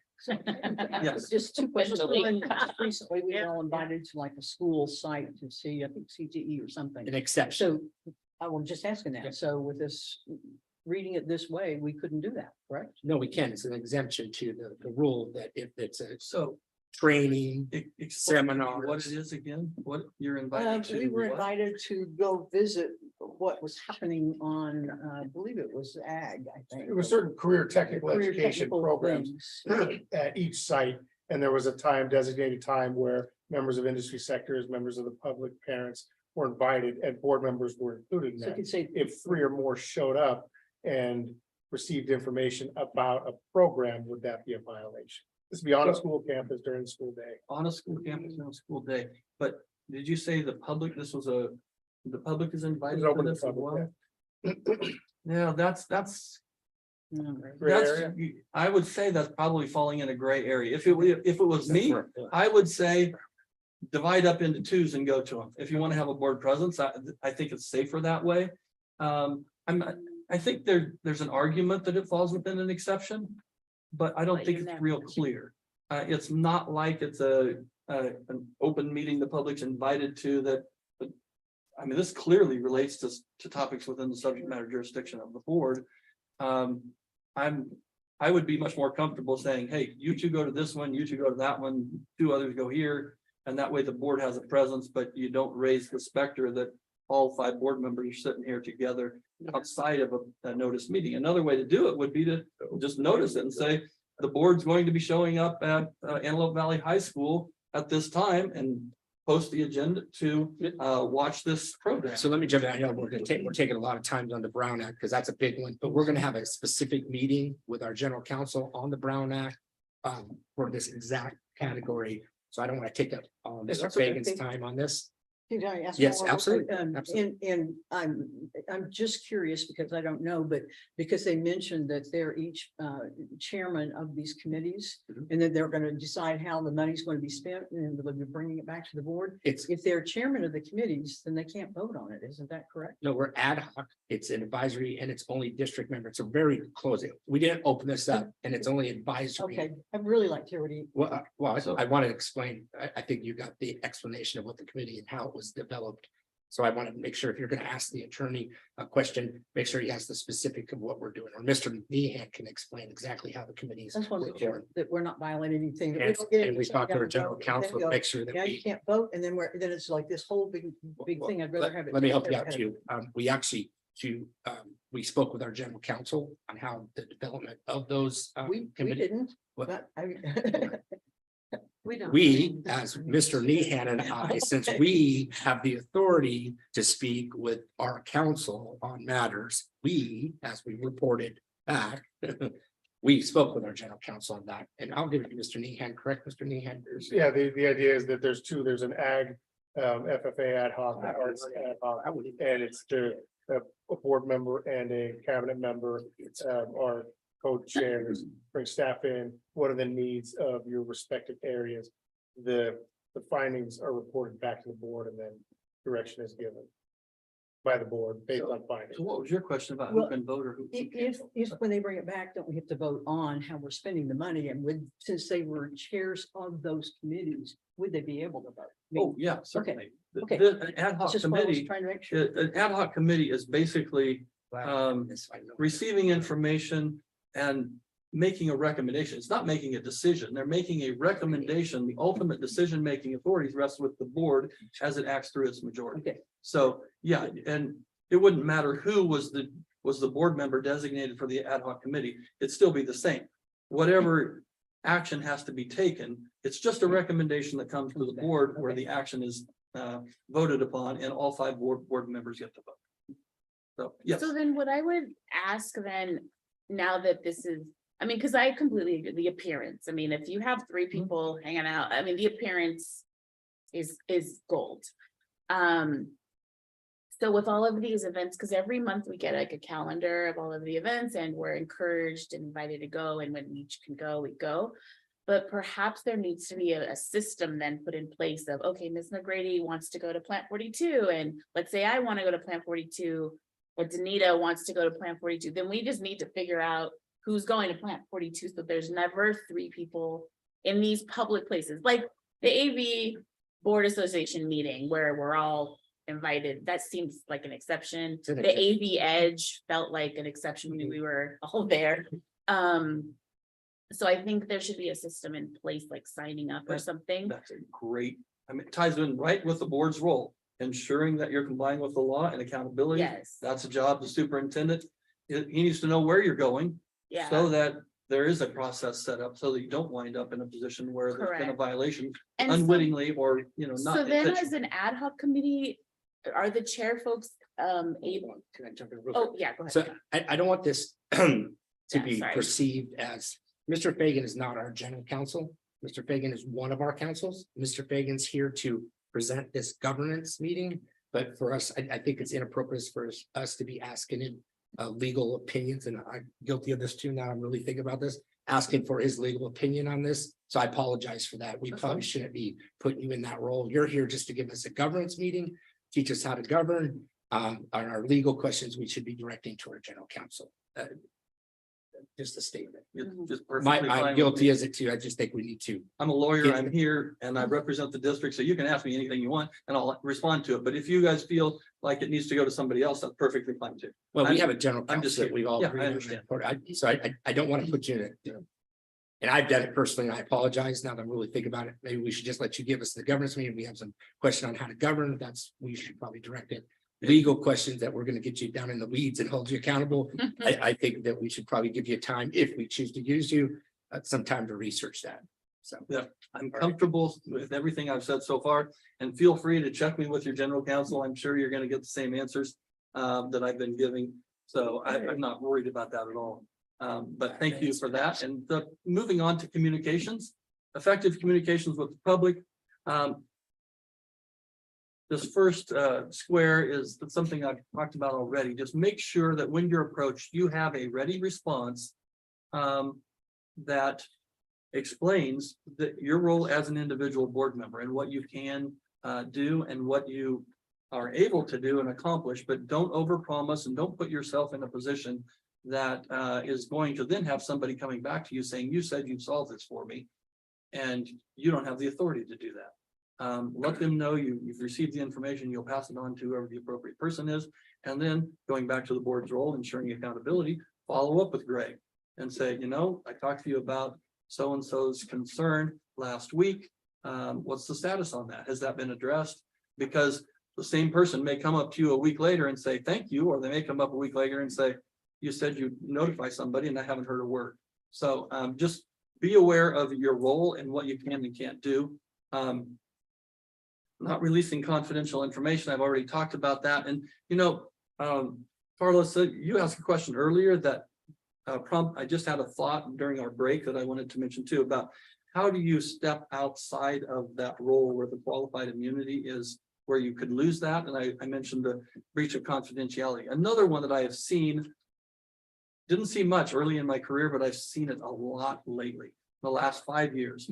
The creation of a hostile work environment is one where I've seen more complaints by administrators against board members for creation of a hostile work environment in the last 5 years than I'd seen in the first 25 years of my career.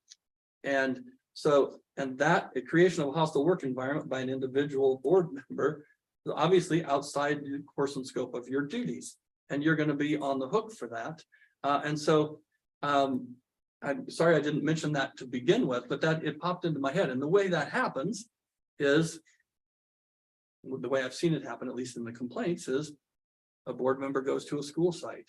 It is in a conversation with somebody that is perceived as being hostile or aggressive or in some way, and it happens over time a few times, and or it might even be a cabinet member or something. I mean, I've even seen it to a district where the superintendent filed a hostile work environment against the board president.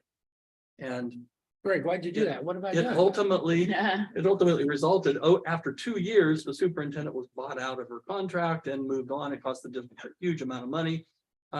But that's another example that I didn't think of when you first asked me the question, where you can possibly step outside.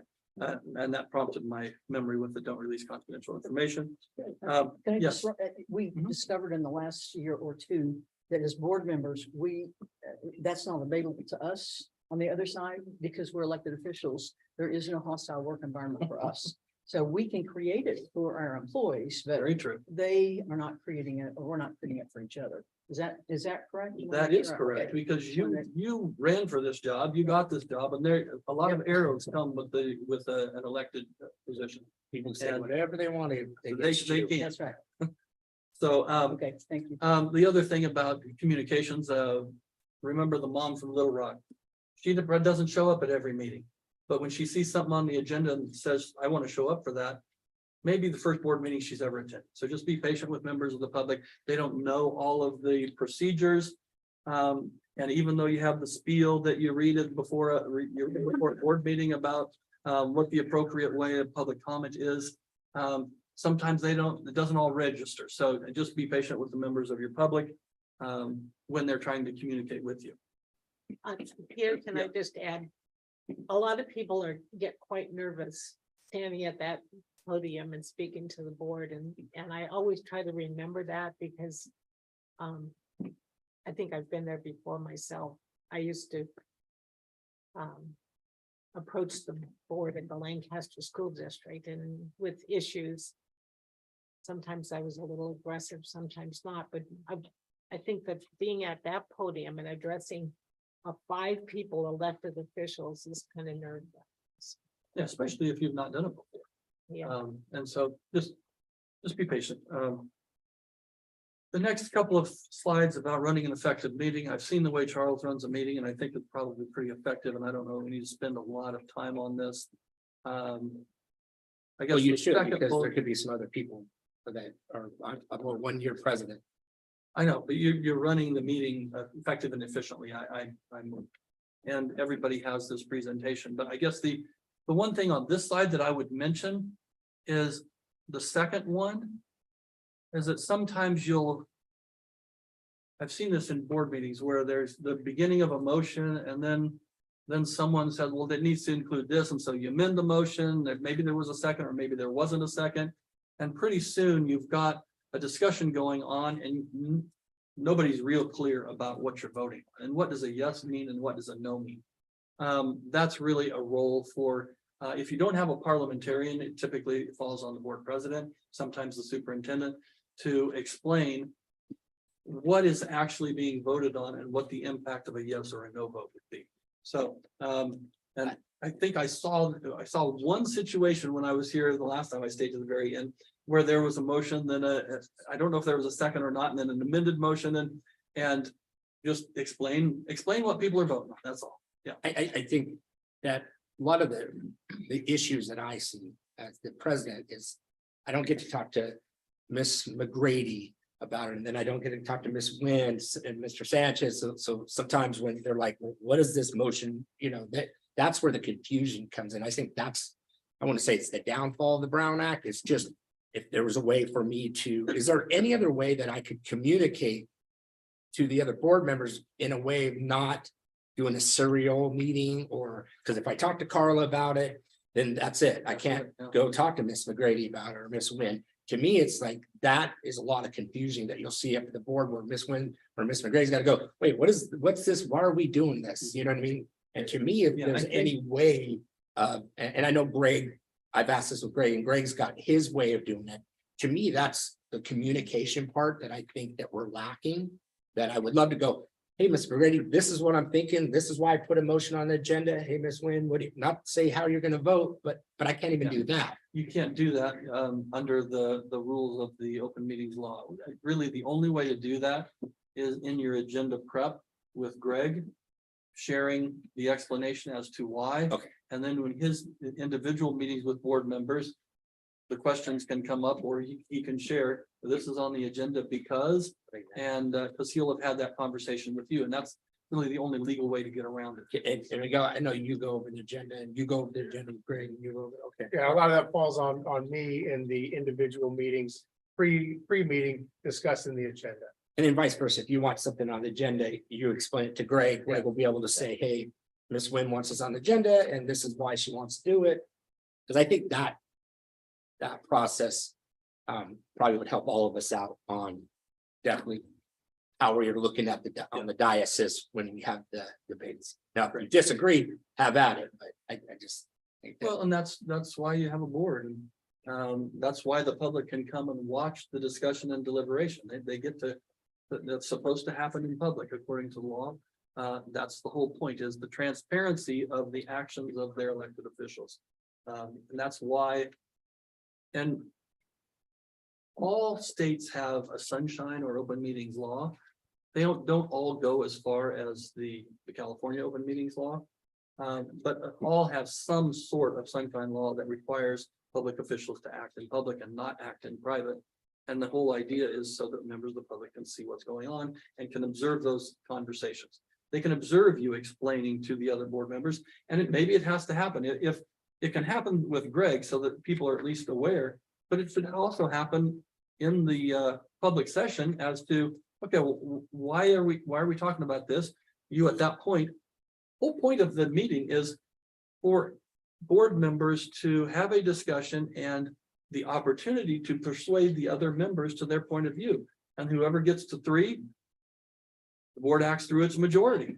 I had this conversation with Greg just the other day about how I felt that some board of directors kind of are out of the loop on what we're doing. And I wanted to find a way, if it was possible, to kind of, and I could say it here because it's open meeting, to get on, like, not to get on the same page, but at least to understand the analysis or why. Not that you could say yay or nay, but why. And I had that conversation. Yeah, and that falls on me, and Yeah. moving forward, I'll do my best to make sure it's clear to everyone what's on, why it's on, what it means, and what's the after effect. Sure. Well, and one thing related to that I've seen is in your board packets, in preparation for the board meetings, sometimes boards will, or administration will have an explanation page as to this is what this is about. This is how it came. This is how it relates to the vision and goals of the district as set by the board.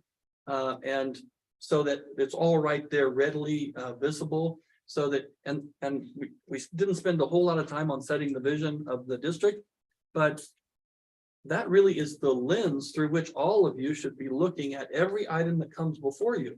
How does this authorization or this expenditure or this policy change help us toward our vision for the district and move us? That hasn't been set yet. We're going to be setting that here real quick. And then I think it's going to be a lot easier because everybody is going to have their say in that vision and the direction. It's going to be up on the wall. Yeah. I think then it's going to be a lot easier because those questions will be like, well, how does this fit in our vision that we've set? Because once you set your vision, now if you go sideways, it's all around. And it also gives the opportunity for board members to say, okay, that's right here. How does this fit within our vision and the goals that we have right here? We've said, okay, or it's very obvious. Okay, Yes. we're spending this money on this program because it impacts that goal right there. Yes. That falls within our vision. And that's really the lens through which board members should operate. So I've given you the overview of the Brown Act already, but I'm going to do it again because I want you to take this home.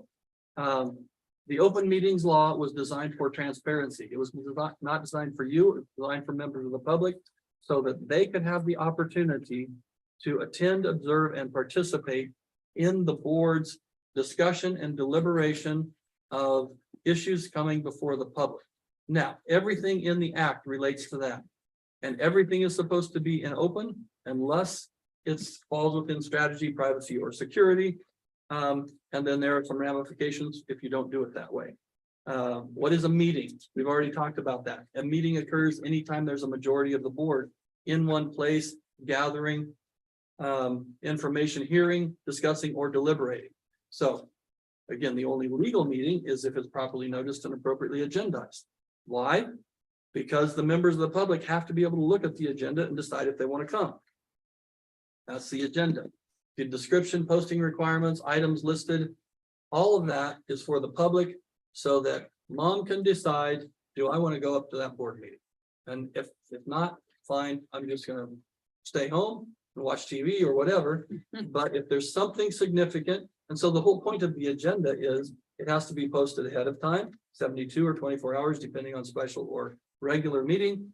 And it has to be sufficiently specific so that a member of the public can make an informed decision. Generally, that's 20 words or less. That's kind of the standard.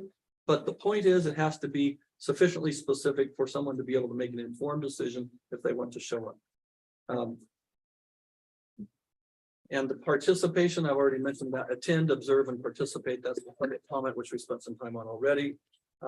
Rami, I was gonna have Rami talk about impermissible serial meetings, so go ahead, bud. Sure. So I know Charles already touched upon serial meetings, and the most common scenario that people think of is that 3 of the board members get together somewhere without the meeting being agendized or noticed to the public.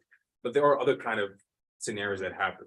So Charles can talk to Miguel and then about topic X concerning board authority, and then Miguel would talk to Jill about it. That's a meeting, even though you guys were not all at the same time in the same physical space.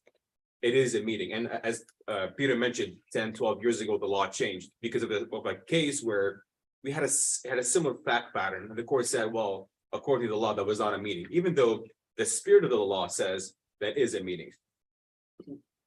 Another scenario that we have is that where one board member emails the rest, and then they have a reply all or reply to some, and then you had a meeting. Again, it doesn't have to be physical, virtual can still happen. A virtual meeting of the majority of the board that was not noticed, that was not agendized. So be really careful when replying and who you're replying to. Peter mentioned that it's okay for one member to talk to the other if it's just 2, because that's not a majority. However, you never know who the other member talked to. So maybe Charles wants to talk to Miguel. Miguel already talked about the same subject with Jill. Maybe it's all right for Charles to try to talk to Miguel, but ask him, like, have you talked to anyone about this before? And depending on the answer, then you may proceed. If he says yes, then it'll be a meeting violation of the Brown Act. We don't want that to happen. If no, be very careful. Also warn Miguel or Charles, like, hey, we've talked about it. Make sure not to talk to anyone else about it. That's really important advice. The first question that one board member calling another board member should be, I'm calling to talk to you about X. Have you talked to any other members about it? Because if the answer is yes, you say, sorry, I'm gonna hang up the phone. And because otherwise you've stepped across the line into a violation. There is an exception we've already touched upon, which is the superintendent talking to you guys. So it's all right for him to talk to each individual member separately about a topic. However, he may not tell you what the other board members think about the subject. He can say, I've talked to the board members, they want to put this item on the agenda. He can't tell you, like, are they a nay or a yay for the vote? They can only tell you, hey, there is a consensus that we want to put this on the board, or we can discuss the substantive topic, but without telling you what the remaining board members actually think about it. Rami, Sure. is that the sort of part? What you Yes, just sort of, explained? yes. Okay, thank you. Yeah, the sort of, because if you're like, I suppose as an attorney, I could do that too, but just let's say a member of the public or one of the cabinet members. They talk to each one of you and they find individually, they find out where you are. They cannot share any of that information. That's typically reserved to the superintendent to be able to find that information out, because that's his role. He's the liaison between the board and the staff. And then he uses that information again, without sharing where everybody stands on an issue with the board president when they're deciding what and how and when to put something on the agenda. So next, we'll talk about public participation and comment. You know, like Charles said, everyone and Peter said that everyone has a right to share what they think. And if a topic is something on the agenda or falls within the authority and the jurisdiction of the board and the district, you may not stop that individual from speaking their mind. So for instance, your agenda has topic A, B, and C. This person from the public wants to talk about topic X. And you go like, well, it's not really there. Can I talk to them? So there are a number of, so the rule is basically no action or discussion on matters not on the agenda. How do you respond to something a member of the public said that's not part of the agenda? Well, he can say, I understand your concern without substantially actually discussing it with him or with her. Or you can say, speak to this staff member, he knows more about it. Or you can declare that next month in this specific board meeting, we have this item on the agenda. We'll discuss it then. There are a number, we can ask a clarifying question. However, be sure not to ask too deep of a question because that can turn into a discussion. And then that would be a violation because you're discussing an item that's not part of the agenda. So that's really important. And the reason that's a violation is because mom may have wanted to have been there for that. And she didn't know because it wasn't on the agenda. Can I ask a question? In the past, and I'm terribly, terribly offended by people using offensive language. So if there's somebody a member of the public at the podium and they're trying to get their point across and they start swearing, you can stop that, can't you? Can you stop? Can you ask that they not swear? You certainly can ask that they not swear. You can remind them that you have a civility policy, which I'm pretty sure you do. Okay. That you have expectations of demeanor and Okay. interactions between the public and the board. If they're going after someone in particular, say the superintendent, and they're calling him names and saying what a horrible person he is and what a horrible job he's doing, you can try and redirect them to, it sounds like you have a complaint against an employee. Would you go see our assistant super of HR? There's a form for that, and you can try and redirect them. But there's a case, Baca versus Moreno Valley Unified School District. Victoria Baca was the gadfly at that time, an advocate, and she despised the superintendent.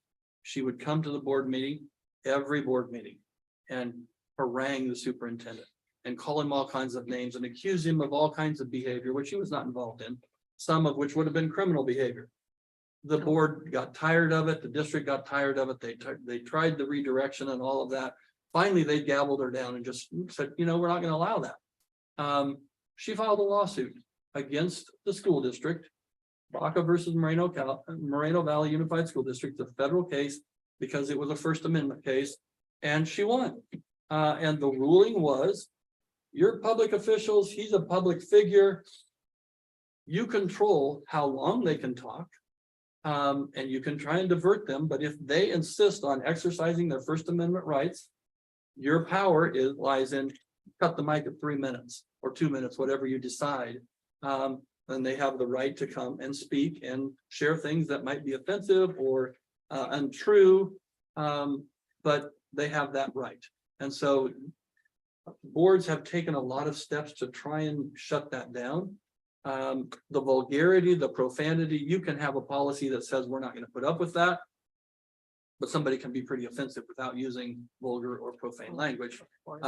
You just have to be very careful when you gavel somebody down, because there's a case on the books already that says they have a First Amendment right when they show up at a public meeting and they're exercising it to address the elected officials. So just to follow up on that, if the person is talking about one of our teacher employees and we're not able to divert them and they continue that, and meeting after meeting, they're talking about some of our employees, at what point are we not then liable to our employee for allowing their name to be denigrated at public meetings? Well, you're not doing the denigrating. The No. member of the public is. Yep. So you're not responsible for Okay. what the members of the public are saying. Okay, I mean, And the member of the public can be sued for libelous and slanderous statements. Because that teacher's not a public official like we are. Right. They can say anything they want about Yeah, us. right. That teacher, no. I just want, I didn't know if we were responsible. If no, we would you're not somehow become responsible for Okay, the behavior of someone else unless it becomes disruptive. And then you have the right to shut them down, shut the whole thing down.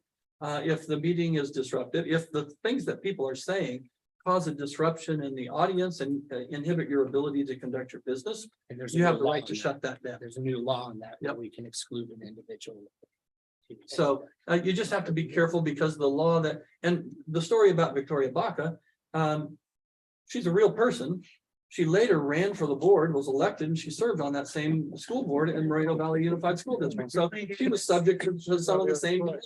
So I just share that with you because that's the law of the land at this time. And you just need to be careful when you're gabbling somebody down because the First Amendment rights are real and districts do get sued for them. And it's important to know that they're right.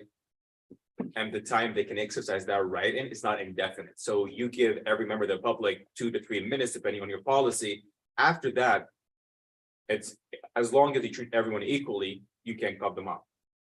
I have a clarifying question. So like the vulgarity and profanity, so do you, right now, the civility policy, I don't think it's very blatantly say you cannot say the F word or whatever. But have you seen that in districts where they have actually created, because profanity doesn't bother me. I mean, I feel if you need to say the word because you're that impassioned about something, then go for it. But have you seen that districts actually have a specific policy about public comments with profanity and vulgarity? Are you talking about specific words you can't say? Yeah, because Miss Wynn was saying how she's offended by it. I'm not, but I mean, it's like a personal thing. So I'm just curious if we need then a policy or something. I guess the question is, and then because you were saying you would want to tell them, shift your language or whatever.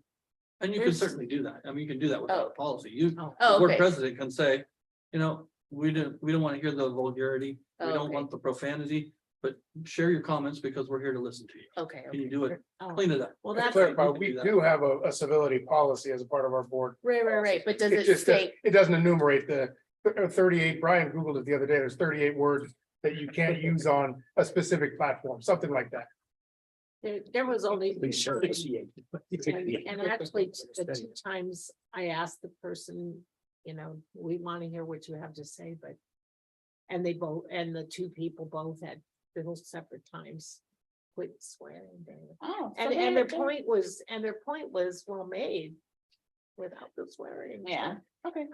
I was curious. Yeah, so we'll move to closed No, sessions. We've already talked about it a little bit ago, but it's important to hone in the point because again, a lot of violations can happen in this area, like Peter mentioned. And it's very similar in the open session meeting in that it should be agendized.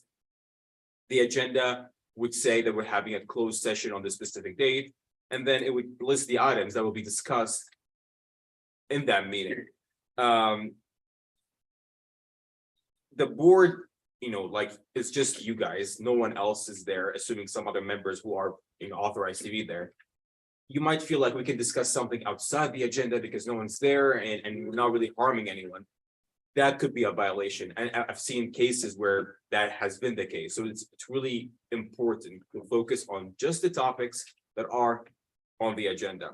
And what are some of those topics? Well, like Peter mentioned, personnel matters. You're trying to discipline a specific teacher or teacher evaluations, anything relating to those employees, because those employees have privacy rights. And the reason why we discuss them inside those meetings is that the public doesn't really need to know how the discussions in the final decision are. So you can decide, what are we going to do with? Are we going to keep them? Are we going to terminate the contract? And then your final decision will be reported out at a later time. We'll discuss that.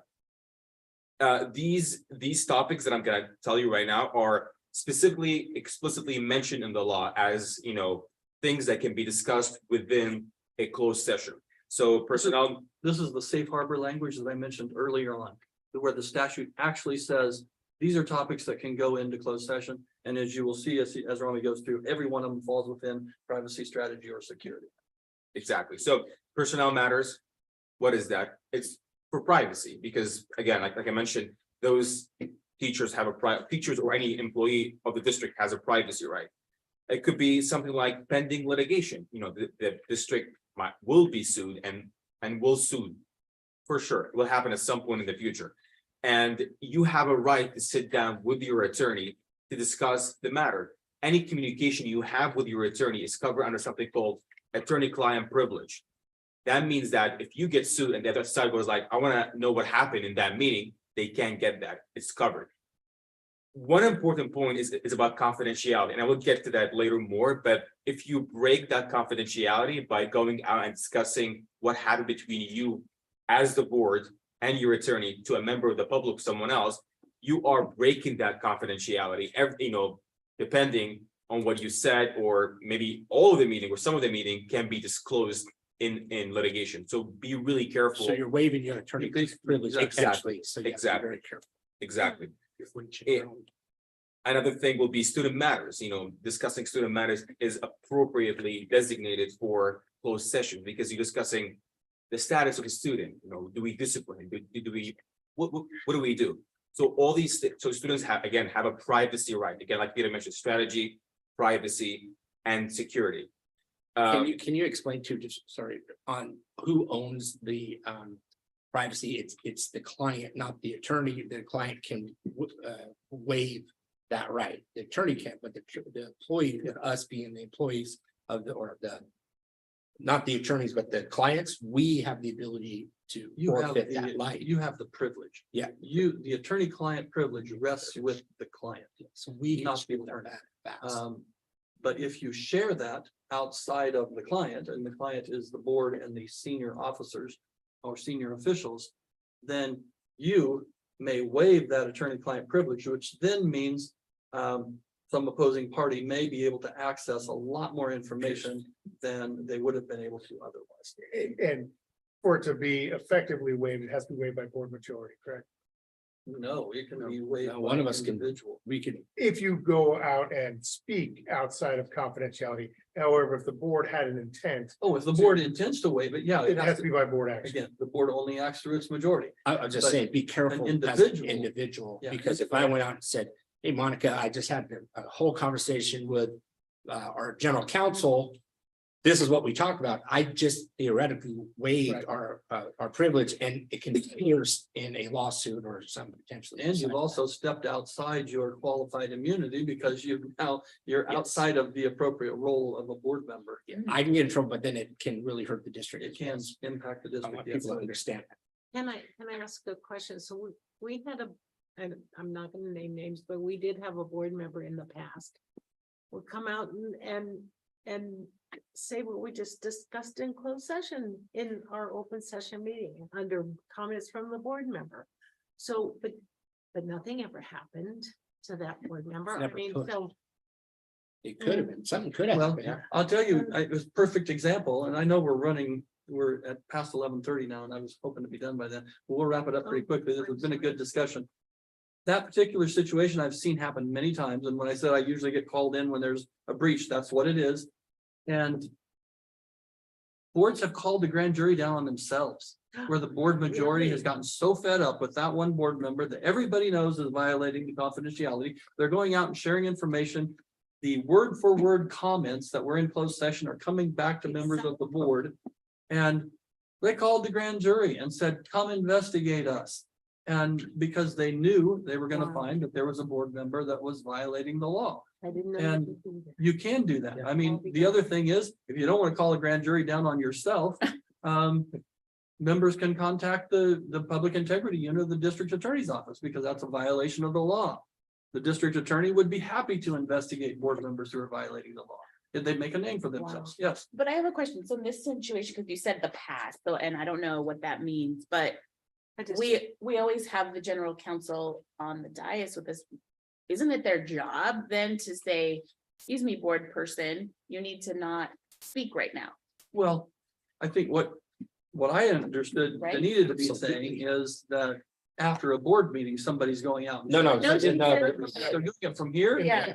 Yeah, definitely. I would, if I'm sitting there and I'm hearing something that was in closed session, I Okay, would be saying, hold on here. As general counsel, I'm going to tell you, you cannot share any information that you've obtained in closed session. It's a violation of the law. What he probably That's should what should do have happened. is say, can we take a break? Go back there and go, stop, because you don't want to put that out. Okay. So anyway, yeah, Okay. you would hope that your general counsel would step We in would and do hope, something okay. like that. What happens more likely though is, and what I've seen is, it doesn't necessarily happen at the dais, it happens after the board Okay. meeting. Where a reporter Yeah. knows that, oh, that's my mark right there, because they'll always tell me what's going on, and they go talk to them. And so that's typically when I wind up with call, yeah. I was just gonna say, and please don't take this wrong, that I'm not encouraging us to violate the Brown Act at all, but I can say that I contacted everybody I knew to contact. The district attorney's office, everywhere. And they just said, right now, we can't even put criminals in jail. So nobody cares. Nobody's gonna come help you. So just deal with it. And I heard that over and over and over again. For a closed session violation? you Yes, did? Oh, and so nobody helped you. no. But I'm just throwing that out there. that- I mean, it is an enforcement issue and you never know when someone decides they want to enforce it. And like Peter mentioned, make a name for themselves. So it's always better to err on the side of caution Sure. and not actually violate the law because Oh, I agree. I Yeah. agree. And I'm not saying, yeah. it doesn't matter. We can do whatever we-" I'm not saying, I'm really not. I'm just saying. I was so shocked because I thought there would be people like it's CSBA. I went up and I said, because I sat through it again, they said, you cannot do this, you know. I went, but what happens when they do? And they said, they can't. I said, but they are, but they can't, but they are. And they go, well, they can't turn it in. I said, we have. And so, you know. Then it comes down to enforcement. Is there a will to do it, or is there manpower to do it? Yeah. Either there is or isn't. One other thing, you really need to police yourself, and this relies on, or relates to one of the comments about Rami on staying on the agenda items in closed session. There's a temptation that naturally arises. You've got a few things on the closed session agenda, and you address those. You've got a little bit more time, some maybe, and the conversation starts to veer off in another direction.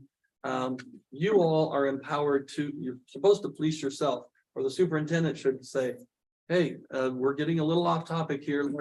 Let's stay on the agenda items." And if that discussion continues, it's what's called a willful violation of the law. You can be subject to a misdemeanor, $1,000 fine, possibly jail time, very unlikely, but the advice is, and what the recommendation is, if the board continues to do that, you as an individual don't want to be part of it, you get up and walk out of the closed session. Don't be part of it. And typically, you're not going to have that problem. If the board member is policing itself, you'll say, okay, you're right, let's rein this in a little bit. I've been in a lot of board meetings where that's happened, and sometimes I'll raise it. Hey, we're a little off topic here. Let's not violate the law. And board members almost always rally right back to it. But there are some cases where the court has said your duty as a board member, if it continues, is to not engage in it and leave. So I've never seen that happen, but I know there are cases about it. And one really important thing to note is that, prosecutors and the government is not the only danger you should be scared of when it comes to violating confidentiality of a closed session. Because if you're talking about a student or an employee and you disclose their private information, they have a private right of action to go ahead and sue you personally. So maybe the DA or some other government entity might not enforce those laws, but be sure individuals, if they feel wrong, they will sue. They will go get a lawyer and you'll be sued personally. So that could be a real problem. And, so we have the closed meeting. You guys discuss a certain item. Let's say it's about whether you want to terminate the contract of a specific teacher or you want to, for whatever reason, fire them, right? At the end, you'll come to a decision. You have a duty to report out what you came, the decision, not the process, but the decision you came to at the end. And sometimes you can't just like go ahead and report it. So one instance, like I just mentioned, is an employee, you decide to terminate that employee's contract for whatever reason. A lot of times those employees have hearing rights where they want to appeal their case. And it might come before you or before another entity or body. And you may not report out your final decision until this process is finalized. Once a decision was finally made, you may go ahead and report. Unless that procedure is entirely over, you know, again, that will be a violation of the closed session because whatever you decided there has not been actually decided. It waits upon that. You So just report out clarify. final action. Yeah, you're only reporting as the board took action to approve, deny, accept, reject. And it's reporting out only final action, and I'll wrap this up here, Rami, because we're over time, and I want to just run through the last few slides quickly because we've already touched on most of them. The other thing just to be aware of in closed session is if you are approving an agreement of some kind and you are the first party to sign off on it, you don't report that out either, even if you've taken the action. Yeah, that's the deal we want. We're going to sign off on it. It's a settlement of a case or something. If you're the final approver, the other party has already done it, you report it out. If it's waiting for the approval from another party, you don't. And there's a loophole in the law that says you don't ever have to report that out. But it does become a public record. And once it's finalized, if somebody requests it, you have to provide it. Got a confidential public question. Okay. Brown Act in the virtual world. We've already talked about this. And emails, websites, texting is basically anytime a majority of the board in one place receiving, discussing, or deliberating about information that's within the subject matter jurisdiction, you have a violation if it's not noticed. We'll talk a little bit about social media.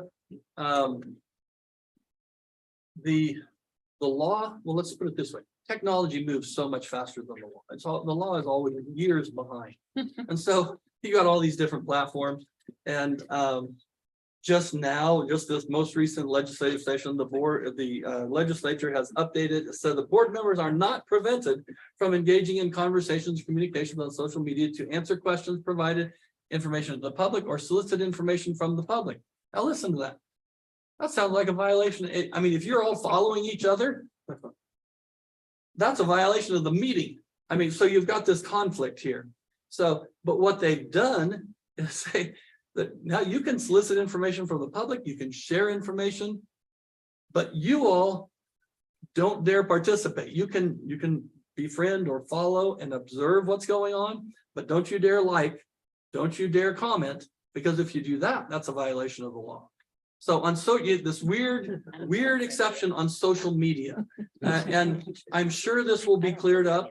The legislature, the law always is late to the party, but it will be cleared up at some point. The other thing that is worth mentioning is that there's a new case, Garnier versus O'Connor Ratcliffe. It's out of the Poway Unified School District. 2 board members, they were candidates running for the board. They were elected. They had a big social media presence. As soon as they were elected, they got sworn in. They started getting spammed. I mean, people were attacking them. People were taking over their pages. At one point, they received 249 comments in a space of 10 minutes. And it was all the exact same comments. They basically took over their page. And so they did the logical thing that anybody would do. They started hiding the comments. It got to be too much, so they just blocked the people from doing it. They got sued. They lost. And the court held, this is the federal court held, federal court held, it's in the Ninth Circuit now has already ruled that the board members created a public forum on their social media page. And by creating a public forum, they lost the right to control it. And you cannot hide comments, you cannot block users from a public forum. So the point is not that you can't have social media, but if you're going to have a public forum, you have to allow it regardless of what goes on, or you can set some rules up front and say, this is not a public forum. And here are the rules that we're going to follow. Or you can block comments altogether and say, I'm going to share information here, which a lot of people will do, but I'm not inviting comments back. So there are some steps to take to be compliant, but I just want you to be aware that on social media, if you allow comments on school district stuff, you create a public forum and you lose control, and you have to allow all comments and all people to engage in. So question, so in our own personal, let's say Facebook page, if we shared information about an upcoming something of our district, just simply shared it out, Mhm. but we haven't set these parameters and it starts that's what you're talking about. Yep. So really just, I'm not gonna use social media. I'm unfriending everybody. It doesn't mean you have to do that. It just means, I'm gonna unfriend you. No. I don't, you can, It just. the school district has its so own like- social media pages. The school Oh. school board members don't necessarily need to be sharing that information if it's coming from someplace else. You can refer people to school district sites without creating your own Okay. public forum. So it's just something to be aware of, because I don't want you to get sued Right, and right, then not realize that there's a case out there that says you're gonna lose, because Just for those the people board, didn't think they were. We're gonna have an in-depth Brown Act. with social training. media as a Well, component. It's all Okay. gonna be, we're gonna have it, Okay. one topic of the Okay. Brown Act. Okay, last Just two just- topics very quickly, and I've already touched on them. The public records. Any writing containing information, any electronic communications. This is a very broad act. It includes your text messages, it includes your emails. It does not matter what device it is on. You can say, well, I have a district device and I have my personal device. Doesn't matter. What matters is the content of the messages. If there's something that relates to school district business on a private device or a public device, it's subject to the Public Records Act request. So just be aware of that, because some people are under the false assumption that if this is my personal device, it's not subject to the law. It is. It all comes down to what's the content that's on it. And you don't really need to worry that much about it. And well, just a real quick story. The request for all emails and text messages from board members to the superintendent during such a time period. Okay, you're going to be asked to do your own search of your own device. And then you will certify under penalty of perjury, this is everything. And you want to make sure that you give everything, even if it's on a different device, because the problem arises where this was an email between Carla and Greg. Greg produces it and Carla doesn't, or vice versa. Now the requester has proof that they were not given all of the information. They go into court and say, hey, the district's not being fully forthcoming. Can you force them to do this? And now they get all of their attorney's fees paid because it's the private attorney general theory, and they are having to force the public agency to comply with the law. And so you just want to be very careful when you're doing your searches, and you will be subject to Public Records Act requests. You probably already have, but you will be for sure. Well, so just on that, what if Carla weekly, monthly deletes her emails, so she doesn't have a big stack, and I do not? She doesn't have it as a record, it's not maintained, and that's Okay. easily. Really good point. The whole retention of records, that's going to be up to you. As far as the district is concerned, I've seen districts try and really scale back. Some have gone as short as 90 days for public records that don't fall within the student records or some time period legislatively. That one has attracted a lot of really negative attention. 180 days seems to be a little more enforceable, but how you retain it, as long as you can prove that that's that you no longer have it, then you'll be fine. But we represented a district where this happened, and it was huge. They received huge amounts of fees. I mean, guys are making living, attorneys are making a living suing school districts over Public Records Act requests and they make it broad enough that there's a whole host of stuff, and then they don't get it all, and then they go into court and get their fees paid. And so just be aware of it. I'm sorry, and this is just communication between board members, or is this communication to anyone in the world? It Like, can be we anyone, have a meeting on anyone Friday. in the district, anything that's a public record. So if it relates to the school district's business, it can be an email to a cabinet member, it could be an email to a principal. But typically it's going to be emails between the superintendent and other members of the leadership team. I actually that's had usually what's one where asked they for. wanted every communication I had with anybody. They didn't get it in the end because it kept saying you have to narrow it down. This individual did not. Said, nope, I want all of it, any, including emails, phone calls, text messages, Well, everything. see, that's not legitimate. No. Because it's not related to public records. And who would request this? Does anyone? Anyone. Like you can request this if you want, Well, a or member, I wouldn't be requesting it, but a member of the public, I mean, could? there are a lot of people out there that are requesting documents all the time. And Okay. sometimes the media does it as well. There are certain counties where they'll have something what they call Sunshine Week. Different members of the media or all the newspapers in the area will get gathered together. They'll shoot out a public records request to all public agencies or all school districts for an example of them is any emails between board members and superintendents and cabinet members that contain the words OMG, the initials OMG, oh my God, just certain types of sayings during this time period. And then they produce them and they get them from 50, 60, 70, 80 districts. And they'll write a 6-page series on what they found. And it is, so it's happening. And just be aware of it, that anything that you're sharing electronically is subject to the Public Records Act request. The other thing that I'll touch on is conflicts of interest. Here are the different types of conflicts of interest. We could go for 2 hours on these, but I'm not going to. I will just share the last line with you, which I mentioned already. And it really ties in with the takeaway point of act in a way that enhances the school district's confidence or the public's confidence in school district leadership. And when it comes to conflicts of interest, all these different types, avoid even the appearance of impropriety. That's kind of the common law overarching principle that relates to conflicts of interest. And I think if you are aware of that and do that, you're going to be in pretty good shape. I also like the smell test. If it just doesn't smell right, doesn't feel right, probably shouldn't do it. So, and I think that is disclosures. Form 700, I'm assuming you all probably have already received your Form 700, something you'll have to do every year. And just keep track of your gifts and make sure that It's April, right? Coming up, then there are new filing will be in April. I think so. It's April 1st. Yeah, it says April 1. So 30. But this is something you'll be doing every year that you are a public official. You'll be having to do a Form 700. Now, last thing. I'll share what I've given to you. There's the handout here with the PowerPoint. On the right-hand side, there are these 1-page desktop references. There's one on Form 700, pretty much everything you're going to need to know. Another 1-pager on navigating the Gray Haze the Brown Act. And the last one is the 1-pager on the California Public Records Act. All something you can throw in your top drawer so that's easily readily available. So you don't have to engage legal counsel for that because it's already there. If it's something gnarly, then obviously you might want some additional.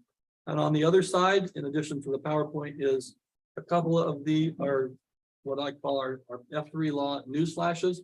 Anytime something comes out, and I mentioned this one last time, anything of significance in impacting school districts, we put out a news flash.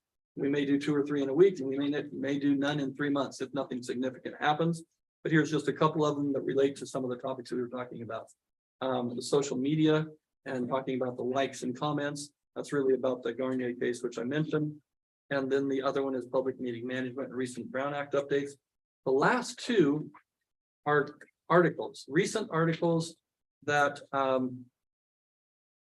where school districts, the board came in and did some things that obviously attracted the attention of the media and members of the public, and lawsuits about the Brown Act have been filed.